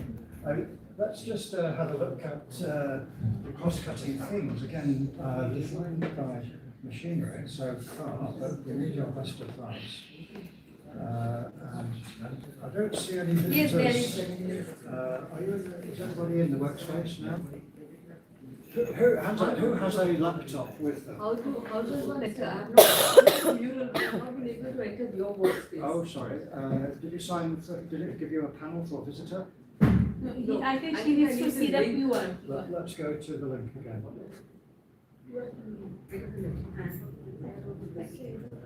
Yeah. Your workspace. You can type it in. I tried actually, this link is not working. I tried. Link is not working? Yeah, I tried it from my phone. Sorry. I got it from, it went straight onto here. Is it working or not?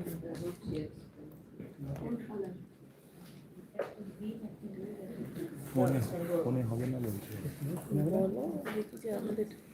Laptop সবার কাছে laptop ট্যাপটপ নেই, আমরা এটা 10 দিন পরে শুনে যেটা করতে হচ্ছে, তখন আমরা অনলাইনে with laptop we will do it practically. I'll just try it again.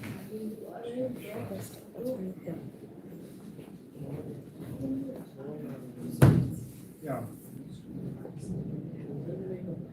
I know, we didn't have laptops.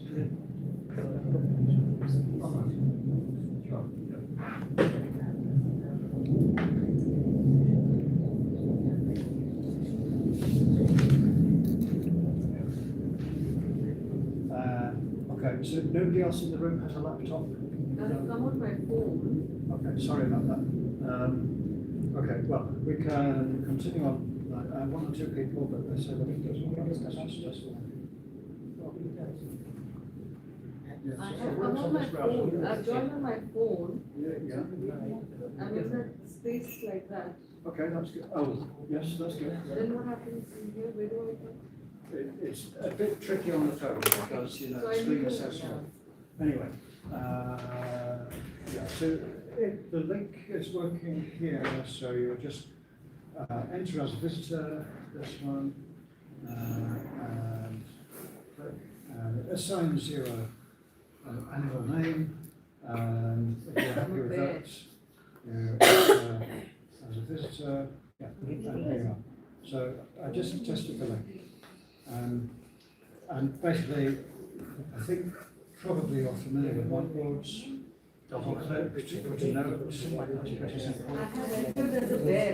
There's a bear, good, Yeah. welcome. What does one look like? Okay, and another is it. Great. Okay, so you can see if you navigate to the big circles, and let's just, in the time available now, I think we're running out of time. Let's just have a look at these difficult issues which again come from the speakers in the meeting. So I think if your abstract is in the collected volume, then we ask the machine to make an analysis and summary of the abstracts. So the machine produces these technical, economic, political issues one by one. Very successful actually. Here's one about cultural indigenous knowledge and literary works, etc. But just for now, here is the cross-cutting insights. What do I do? Like if I come to this cross-step exercise, then what do I do? Well, Participate in this. I suggest you double click, left double click. I double click on. Okay, great. Otherwise, There's a note. It is there, I think. That's Right? fine. Response.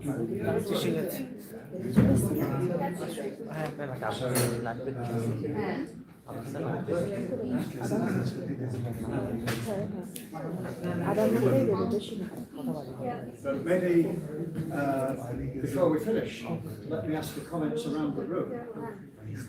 So I'm sorry you're not having laptops. So in 10 days from now, please, I hope you can join online with your We will do laptop. that. And then, oh, you're drawing a picture? Yes, we can write now. Right, there is a lag. right. I need to get comments around the room. So far, only 3 people are talking. We could do better.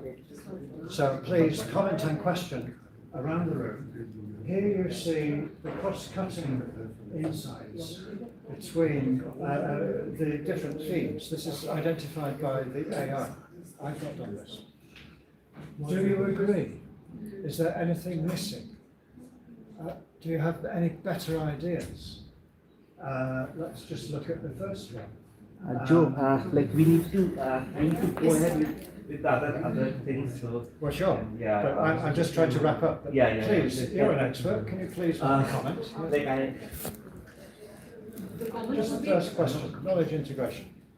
So the thing is that the compass will be in that box. Right Yes. now there's a drawing that has come, I've tried to delete it, but it's not going out there. For some reason. It's not there on mine, but they put it there.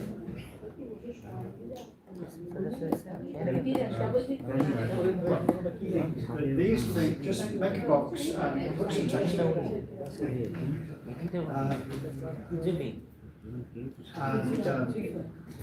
So one of the central themes, but just, last couple of minutes before we wrap up. One of the big themes is to integrate between indigenous knowledge and technical large-scale knowledge.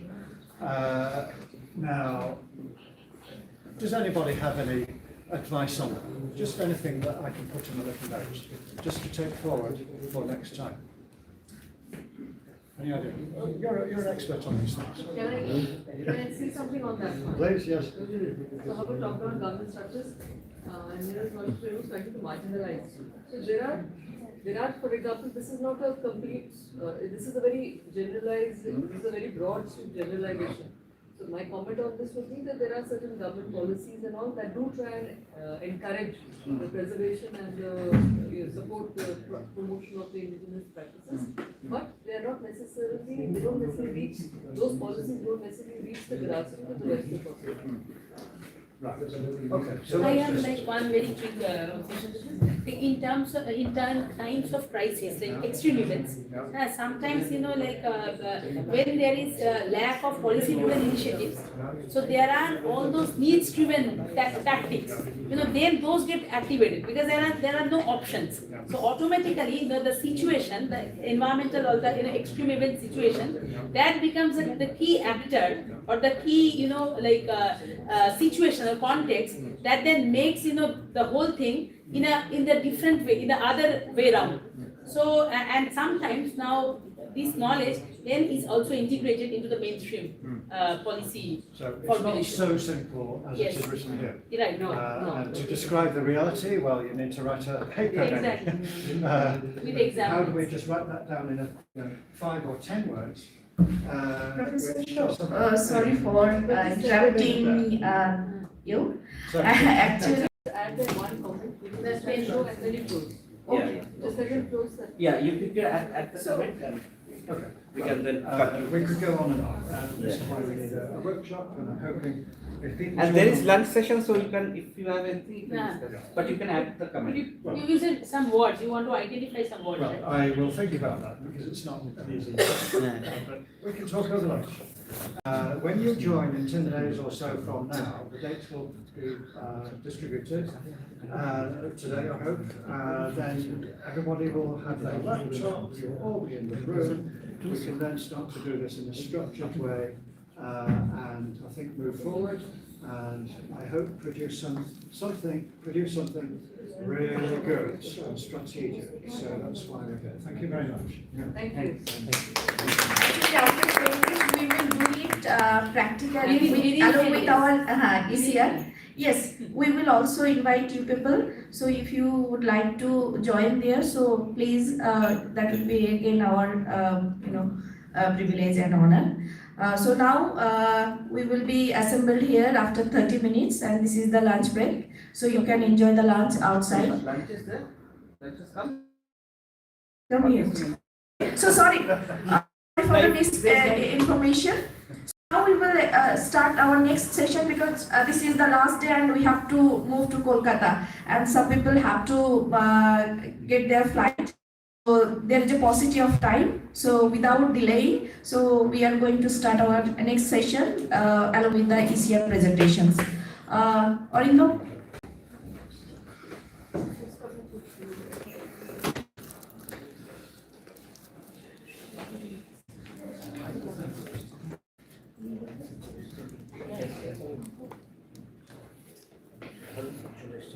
কোথায়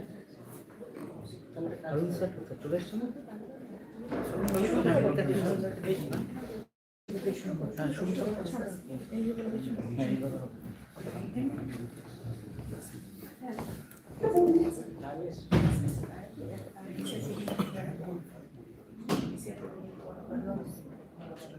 Merci,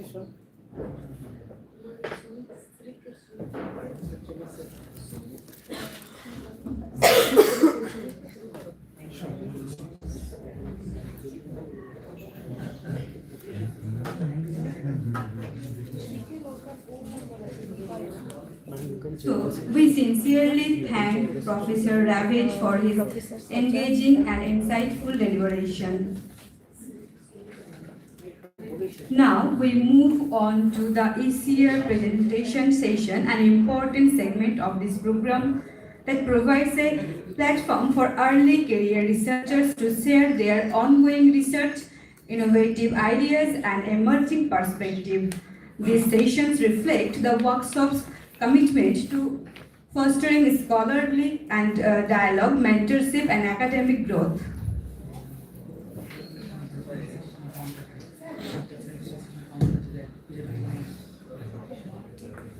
You had other business. Okay. They don't participate. It's our honor to have Professor Harun Sajjad sir, I'm really disappointed. Department of Geography, Jamia Millia Islamia, with us. So we invite him to take the chairperson, the post of the chairperson for this session. And I also invite Dr. Mahabub Sahana to felicitate sir. Please.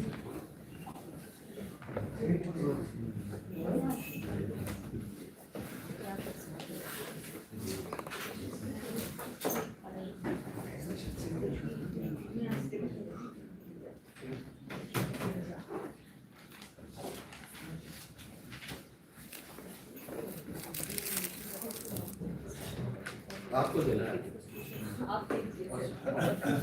आपका तो नाम है मैं बताना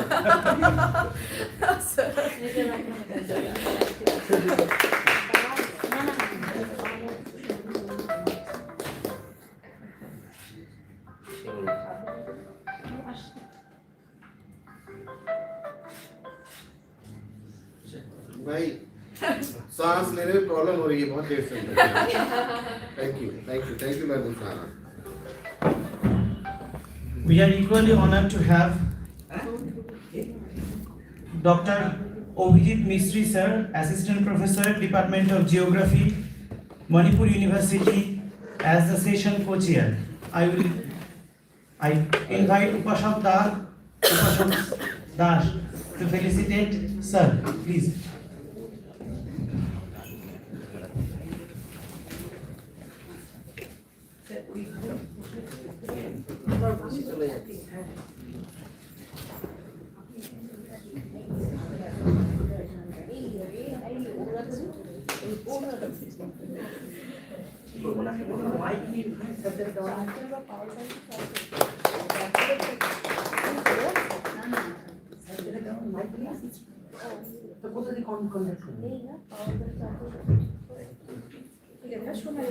ये अच्छा idea था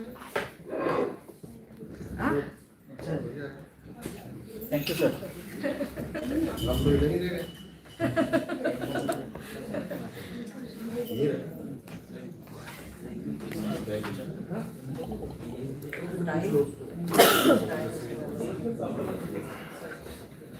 अच्छा तो बस हो गया हमारे हवाले होटल साथी हाँ आप आपके हवाले हाँ हमारे हवाले होटल साथी अच्छा 1 2 3 4 5 so good afternoon ladies and gentlemen. Now we will have the ECR presentation session and in this session we have 5 speakers. So we have allotted 15 minutes to each speaker. Please 10 minutes presentation and 5 minutes 10 minutes presentation and 5 minutes discussion on the topic.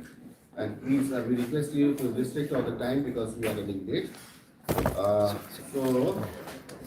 Without any delay, I invite Dr. Pooja Sardar, Satyendranath Tagore Civil Services Studies Center, to present her paper. Title is not mentioned here, so please. Dr. Pooja Sardar, 10 minutes presentation Okay, and my question answer. हम लोग मुझे भी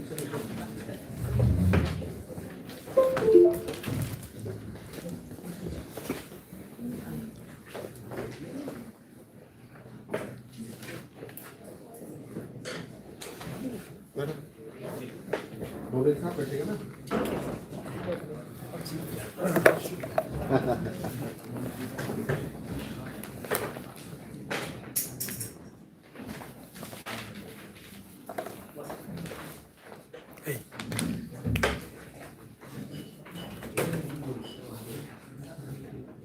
So, a very good afternoon.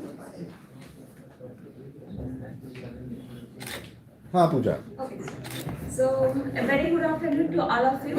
I'm Dr. Pooja Sardar, and unfortunately, my research background is associated with social and cultural geography.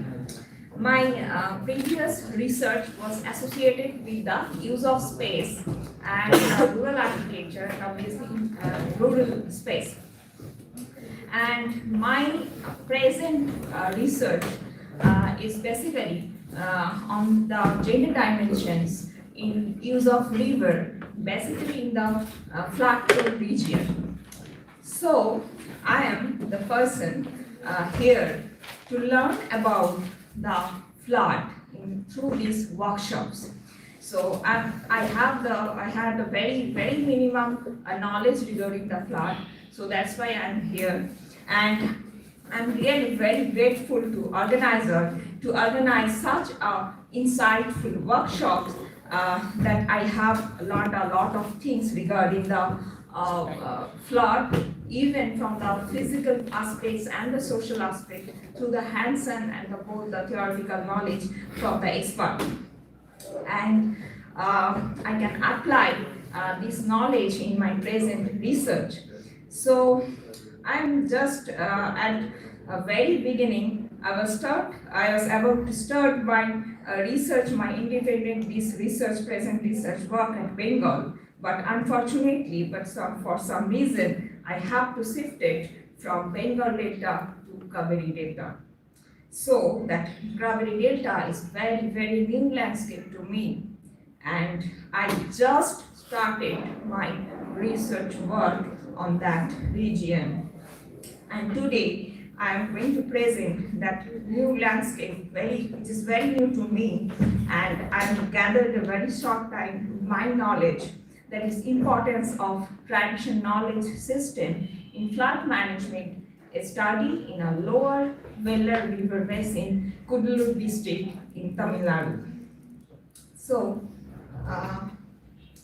this is the that lower Velar part where I have very initially I started my work from this region, and this is the map which is prepared by the government of Tamil Nadu, Water Resource Department. It's not made by me, and I'm here show this map only for the showing that the Velar River Basin region and the sub part of the Velar River Basin region. So the question is that why I choose Velar.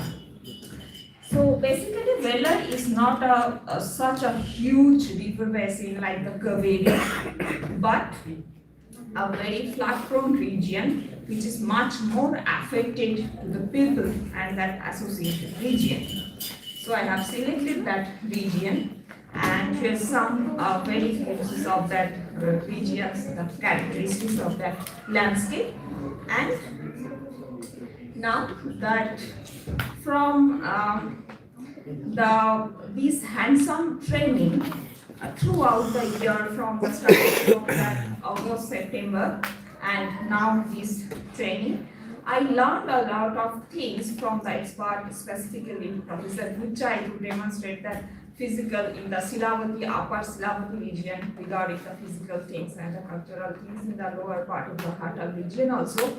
I learned one thing, that to understand the flood, we have to understand first that physical aspect is very important also. Okay, for that river, that how the basin is safe. And I am also, I'm not a geomorphology person, but I gathered some knowledge from the literature from the Vella River Basin that this river bed is very steeper and runoff is high, and most unique feature is there, not like that Shilibati. It's faded with that northeast monsoon because it is in the Tamil Nadu East Coast region and having the flash flood, and it's disturbs that region. So what I have found that things with my very basic knowledge regarding the flood, and I have found also a very important things. I have talked, I listened to the talk with the professor. Also found that Vella River, that the basin, that region, the lower part, it's like a shallow ball type of basin, that which can causes much more hazard prone of the flood.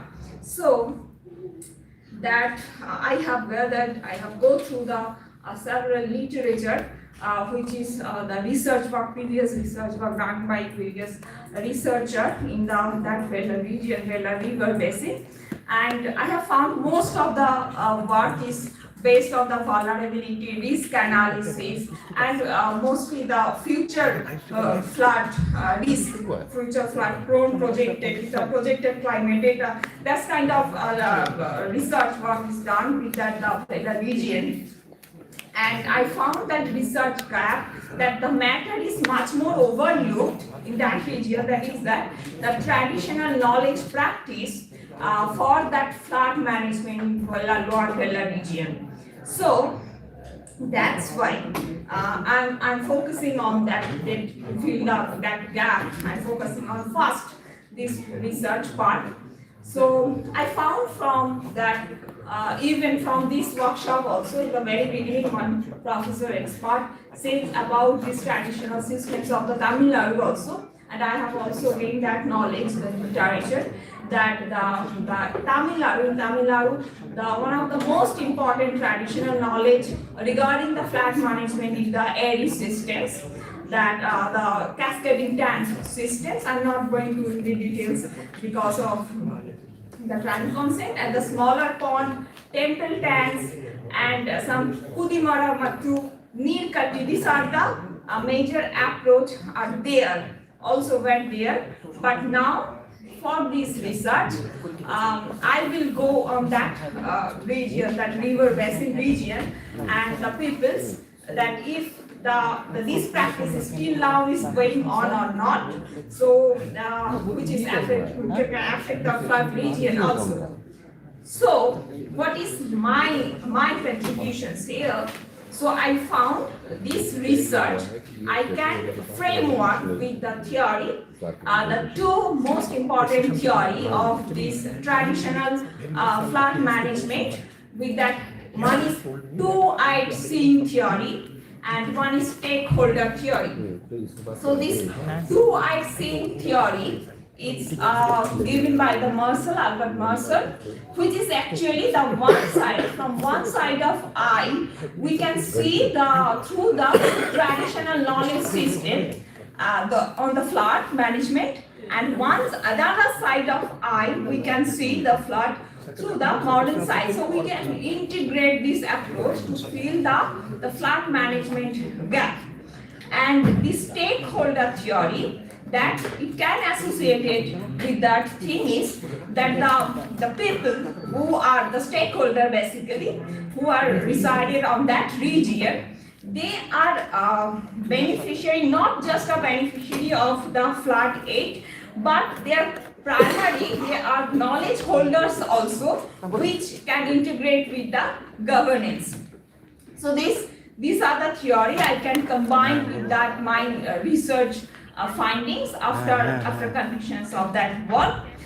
But to explore the importance of traditional knowledge system in flood management, I feel I took this is the very qualitative kind of study. I will go for it, and I thought about that I will go for the walking and sensing the river first approach will be there.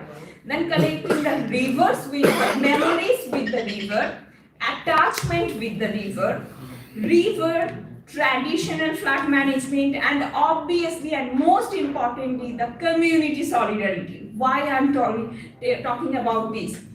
The last 2 days we are doing the field work in that Shilibati river basin also, and I found the last day that yesterday I also thankful for the organizers to organize these kind of things, that also the visit the urban area of the flooding urban area of the Khatal and the rural area simultaneously.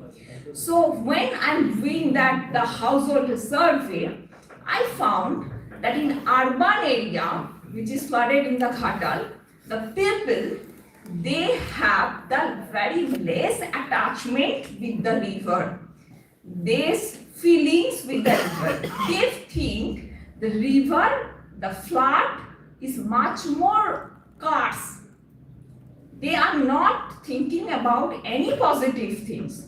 And also I found with their talking, I can sense that the community solidarity within that area is also less. They are always talking about who are living in the lower part, they are suffering, we are not suffering. When we are divided, we are two part of that area. So I can sense that things. Then I visit, after lunch we went for visit to the village area. Then I found that people there, the rural flooded, they are feel much more attached with the river. They think, yes, the flood is curse for us, or also they have that potentiality with that agricultural land and the situation. They have that knowledge. So they are not thinking only the negative. They are feeling their distress, their hazardness is there. So that feelings are different from these two perspectives. And that's why I thought that these collections of the memories and attachment is a much more needed to study that things. Please conclude. Okay, thanks, sir. Just 2 minutes. So then one approach and methods I will take for this my research, that is photo elicitation methods. That through the photo elicitation method, they can memorize their traditional methods to how to approach that flood management in recent era. So I did that walking and sensing through the walk with this region, this photograph region. I walk along with that and sensing that whole the Vella river, this part of Bhuvanagiri. And I sense some things, I talk with the people, maybe the language is very varied, but I tried to my best, and I found they have the very living memory with the 2015 devastating flood, and that approach, that living with flood, which is talking about the Professor Rudra, the last workshops. Yes, I found that things, and the elevated houses solves through that region and the evacuation process. That's how they are living with that things. Maybe that elevations is different from that economic class also, and the region, the urban and rural, two part I have visited, and I have found this differences things. So these are the limitations, and thank you so much, and I will work for that to the content with your benefit from this workshop. Thank you so much. Thank you, Dr. Pooja Sardar, for presenting a very good paper.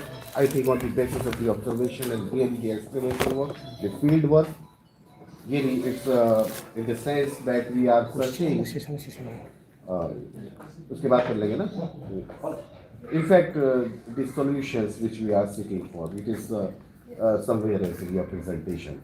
Because you have tried and you have given the approach, which approach we should adopt for flood management. Okay. So I congratulate you. This is your initial study, but you have done a very good work and you have also given the construction of the houses and the Yes. elevated Yes, places. yes. It is a good observation. I don't Otherwise, have that photographs. The urban area is much more Yeah. elevated. Yes, yes. That. and the Yes. solidarity, the another important point which you have raised is the solidarity. Yes. Yes.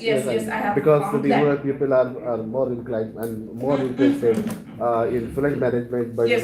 and the urban people, they are just throwing garbage and all that in the river, so they are not on concerned about the quality of water and the diseases which are prevalent after the occurrence of the flood. So in this sense, your presentation is very good. Please keep it up with right approach. Thank you very much. Thank So you we will so take much, sir, questions for after. your valuable comments. We'll discuss. Yeah, we'll discuss at the later. Okay, The thank question you so answer much. if there is a Okay. question and the query suggestion from the audience. Sure. Thank you, sir. So Thank you so much. there is a change in this session because Professor Ramakrishna Mehti actually has to attend the another important lecture somewhere else. So now I request Professor Ramakrishna Mehti sir for presenting his paper on flood resilience.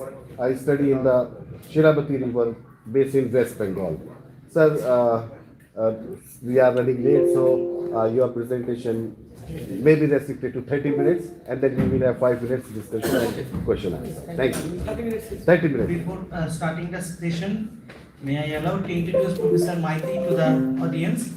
Professor Ramakrishna Maiti, he is a professor and head of the Department of Geography and Environmental Management in Vidyasagar University.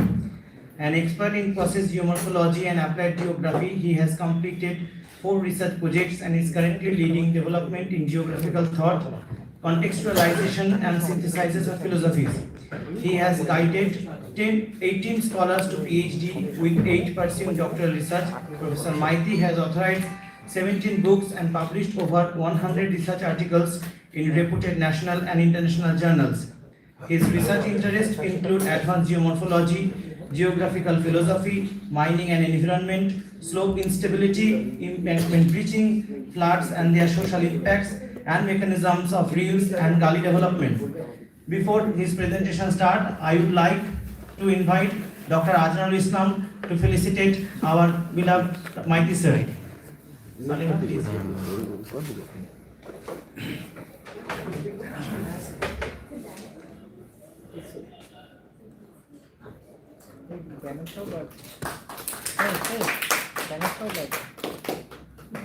अगर इस side से लेंगे तो वो sir का presentation का title भी आ जाएगा, वो भी आ जाएगा, तो और अजनारुल भी आ जाएंगे. अच्छा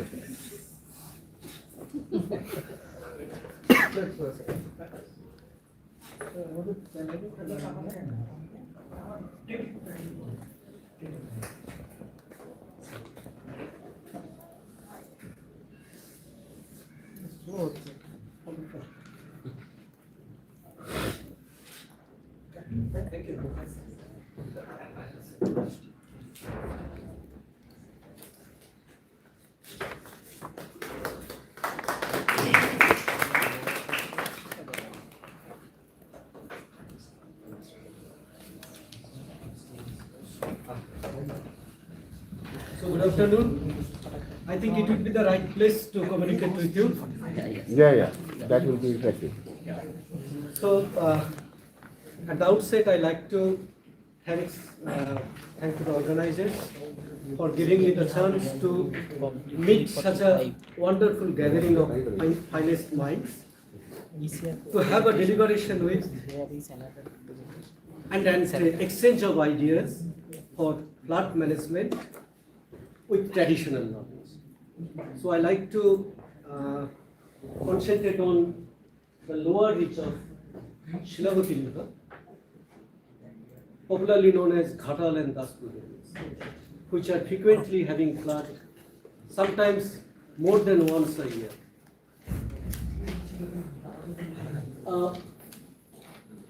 To start with the concept that the technocentric approach of flood management generally put more emphasis on the science, magnitude of disaster, frequency of disasters, and their recurrence interval.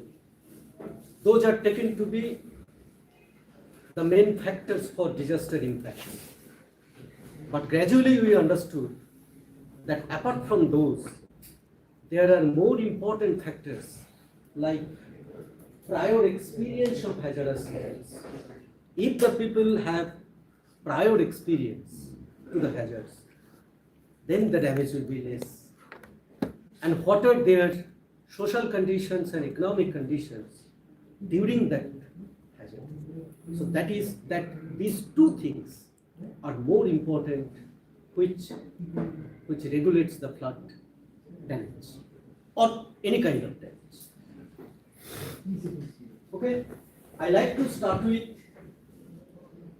one picture. So this photo is self-explanatory. This is self-explanatory. What is this? The local people, they are engaged in constructing a bridge, bamboo bridge, in the month of April. And if you look into it, then there are fish storage. It is fish storage. Why? According to the level of water, they will use one story. And all these are the community initiatives apart from the government initiatives. There are lots of government initiatives here, but these are absolutely out of the community. And they are doing this well ahead of the monsoon season. Because sometimes in pre-monsoon, Ghatal area can experience a huge deluge. So to address that unexpected event also, they are well ahead. In the month of April, when the water level is very low, they are constructing this. So this is what is the self-reliance. It is one pillar of the resilience. The next one is innovation. You see what level of innovation the local persons are using to construct their means of transport. They don't like to be disconnected during the delays. So they are practicing, they are having the innovative practice. And you see a strong determination. They have prepared এটার কোনো indicator নেই না, ইন্ডিকেটরটা কাজ করছে না আমার কাছে একটা আছে, if you can change it. কে আছে আব্দুল? একটু দেখ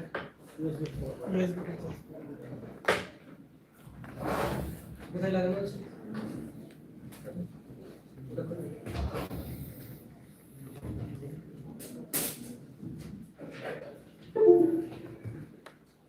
You see, they have constructed a boat like a four-wheeler, having a more balance, like a single boat. It has more balance, and see which can accommodate more persons. It is well balanced. It is more illuminated. It is more balanced. A lady who is running it, on the opposite side, another lady is there, and the other person who is standing, he has two legs on both. So it's a well balanced and well managed. It's a well balanced and well managed system. But who is running it? The more important thing is that a lady. Look at her. She is so determined so that they don't give up anything without fighting. So their level of determination is very high. Their confidence is very high. When we are asking them during our fieldwork, how do you adjust with these frequent flood situations? Why are you not thinking about shifting to the other places, safer places? What are their result? We experienced more than thousands of such floods in our life. So we know how to adjust. So this is what is the level of adjustment and level of confidence, those persons. Yes, the confidence, look at them. Is there any impression of agony, any impression of stress in their face? No. They are fighting like the soldier at the time of battlefield. So this is the level of self-confidence, self-reliance, and self-dependence. They are not relying on anything, any government body, anything. They develop their own system of resilience. Okay? So with this,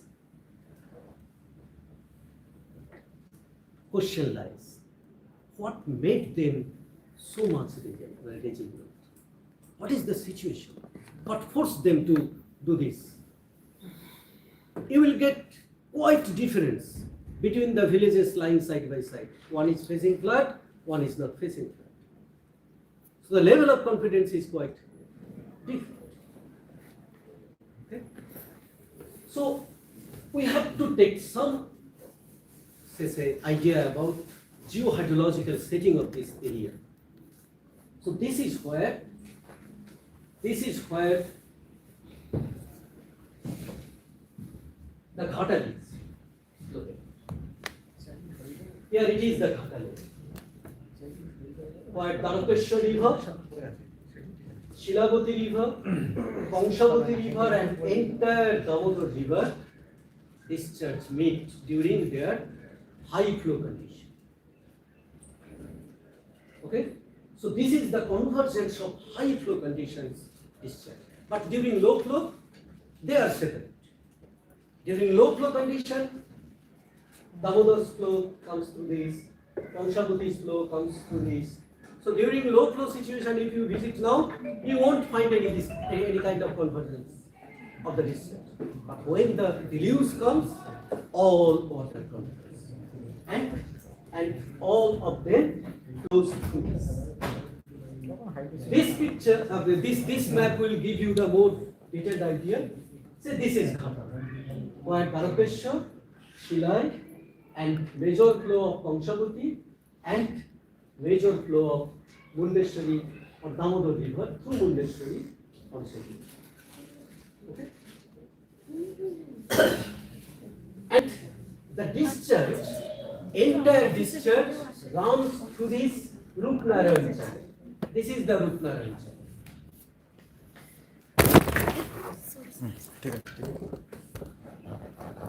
This is the Rupnarayan channel, and if you look at the conditions of the Rupnarayan River, what it was in 1973, what it is in 1990, how it was in 2020, 2000, and how it was in 2016. So gradually this river is deteriorating by huge siltation. And as the river here being silted up, then high flow of the discharge are not drained easily. So this is how Ghatal is becoming more flood-prone day by day. So this is the recent history. But the history started since long time, since Cretaceous time, when the Damodar fan delta. This is the fan delta of Damodar. You know about the fan delta. It has both the characters of alluvial fan and delta. While the Basin margin fault was here, Bengal Basin was started from here during Cretaceous period, and from that time, this fan, it is called the Panagod fan, was there. And while the sea level is shifted to this, then in Eocene period, this part of the fan was there. And now it is the active fan, it is the present. So all these evolution has a clear connection with the drainage system of this area. This entire drainage system of Baka and Khari was developed on earlier Cretaceous, and Yoshin Thani is developed, is served by Behula and Gangu river system, Hia and Kana river system, and present one is presently served by Amta and Mundeshwari river. So, this was the well distribution system of flood water. When the huge amount of flood water comes here, and these flood water were earlier distributed through those channels. But as the time passes, these channels become obsolete and disconnected from the main. Why? Apart from geological process, there are some human interventions. During colonial period, in 1856, there were embankments constructed on either side of the Damodar. But 1856, but the government understood that this huge amount of water could not be accommodated within this narrow space. That's why they removed the right bank embankment. But left bank embankment was there to save Kolkata and military barrack and their railway lines. Okay? And it was made stronger afterwards. And this disconnected the main river with it from its distributors. And as there is the huge flood water, when flood water comes, some small chute channels started to develop.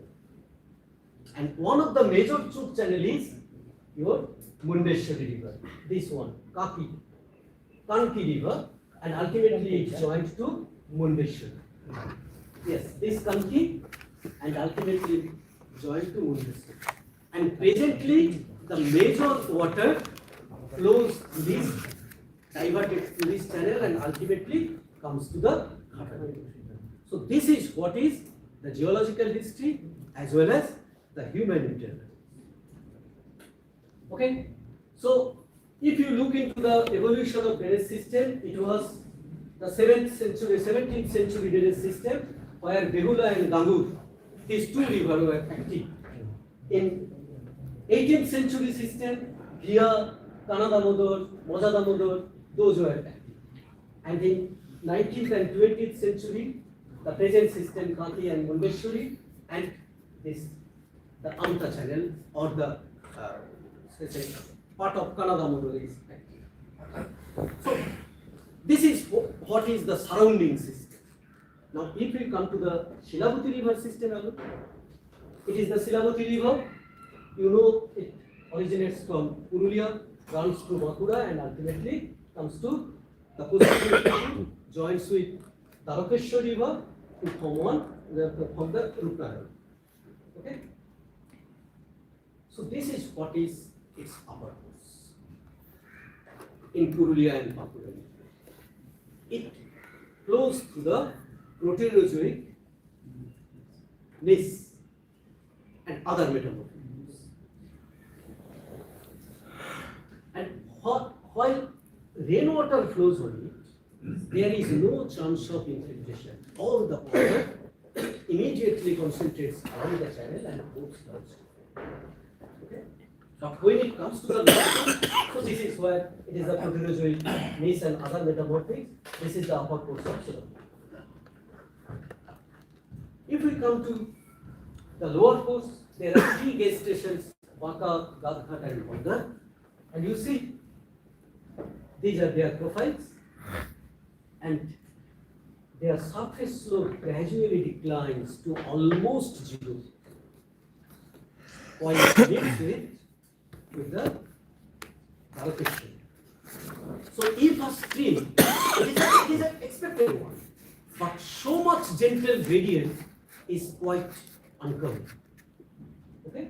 And if you take the distribution of distributors, so 40%, Shilibati alone drains 60% of its catchment, and these tributary together drains 40% of its catchment area And this discharge meets within this small length of 5 kilometers. That means there is a huge chance of drainage congestion. Okay, so this is what is its geohydrological setting to understand about the flood. Their time of concentration, lag time, and time to peak were calculated, and then it is shown that most of those tributary brings water together within a very less time to the lower bed. So drainage congestion is a result. Flood routing, what it says that initially there is a trend of reducing stock, and that stock of storage continues for long. That means geologically or hydrologically, the setup is like that once it is flooded, flood water will not recede before 7 to 10 years. Okay? Now, under this situation, if the community faces flood regularly, they are forced to adopt their own mechanism to adjust it. Building disaster resilient houses. So you see, they built the houses. Light Light off कर दे. Light off. Switch off the light, please.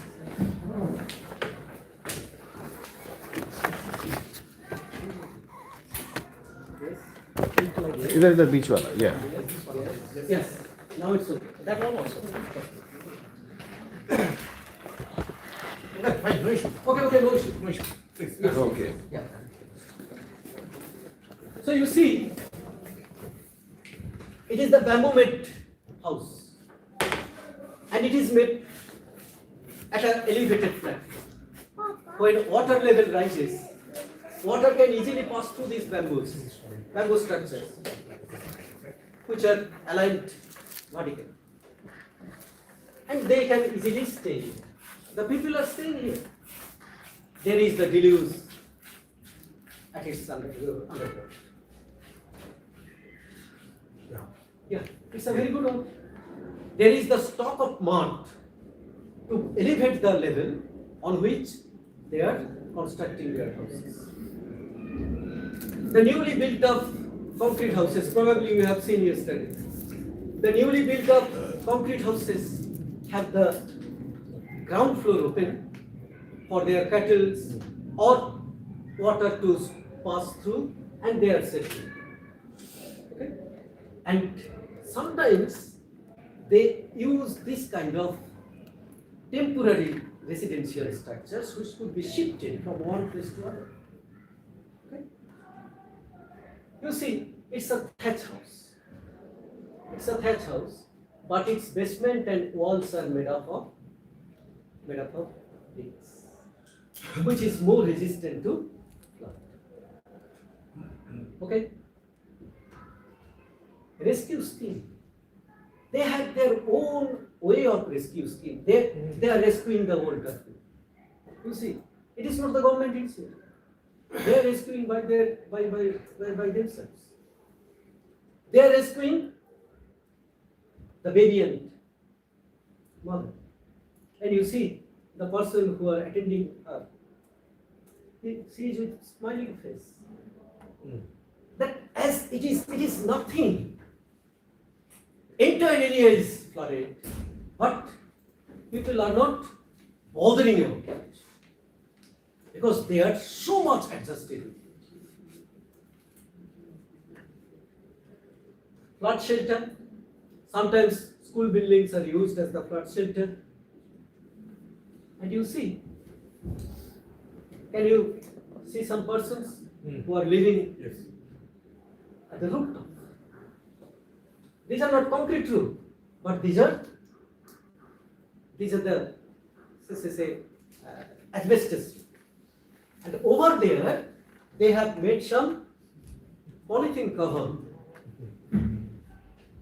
to avoid the rain. And they are settling. They can live there for 2 days, 2 or 3 days. And when water resides, and then come back. People are living on the roof. I have shown you it earlier, and you see, it is one of the fantastic bridge. Probably you have seen yesterday. Yes, Yeah. It is the floating bridge. It will adjust according to the level of water. During high tide, high flow, level is raised, and during low flow, you see, level is subsided. So no problem. The bridge will adjust its level. And you see, these are the personal arrangements.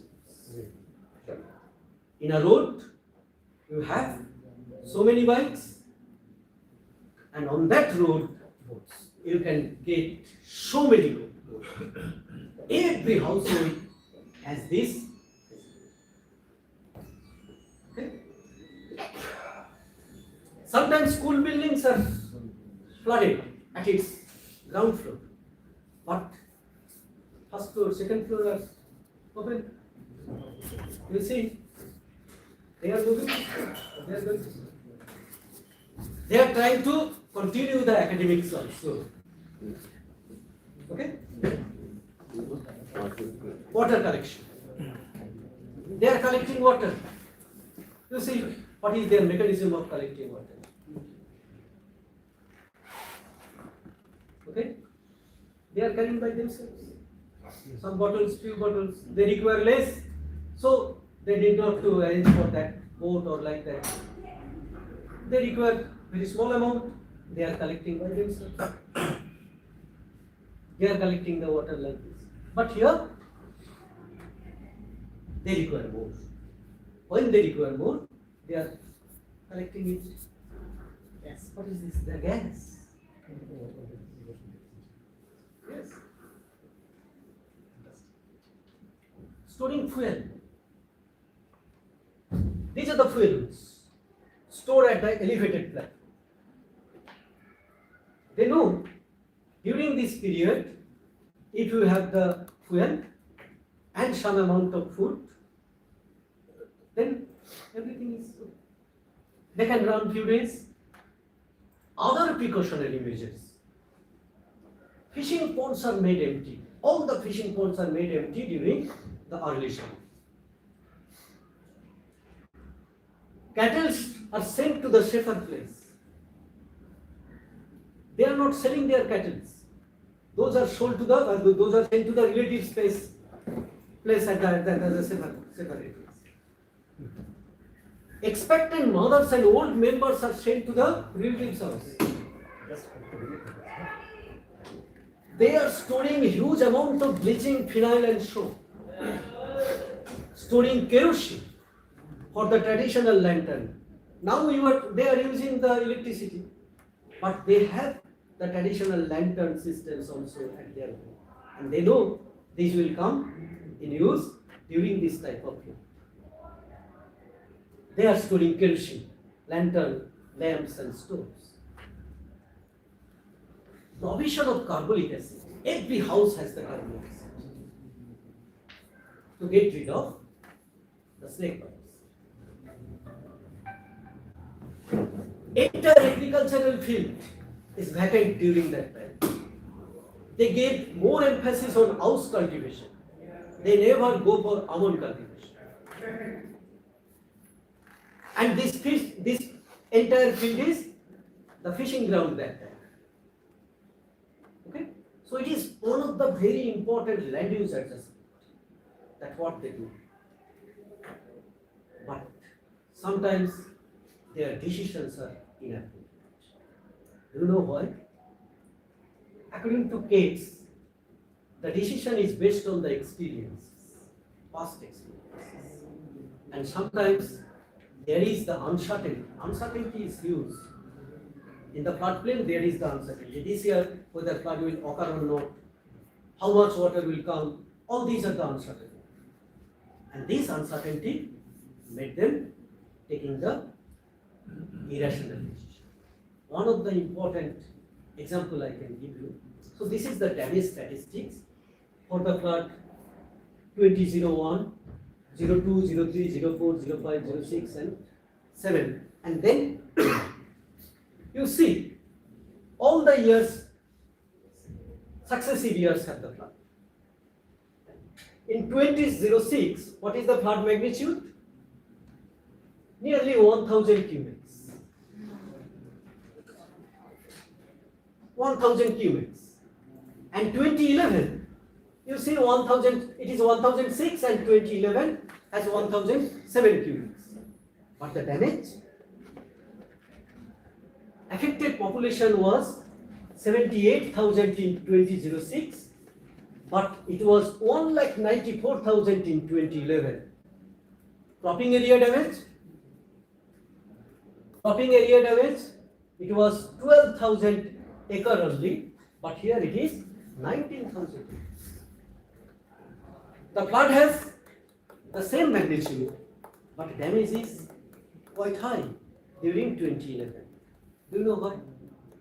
Because as the people are having successive floods, they are taking conservative measures. But as there is no flood in 2008, 2009, 2010, then they took some risk in 2011. More area was cropped. They expected that, like previous year, there may not be flood this year also. So they took some courageous step, and when flood comes, in spite of having the same magnitude damages.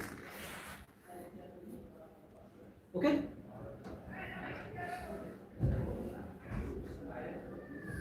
In spite of having so many,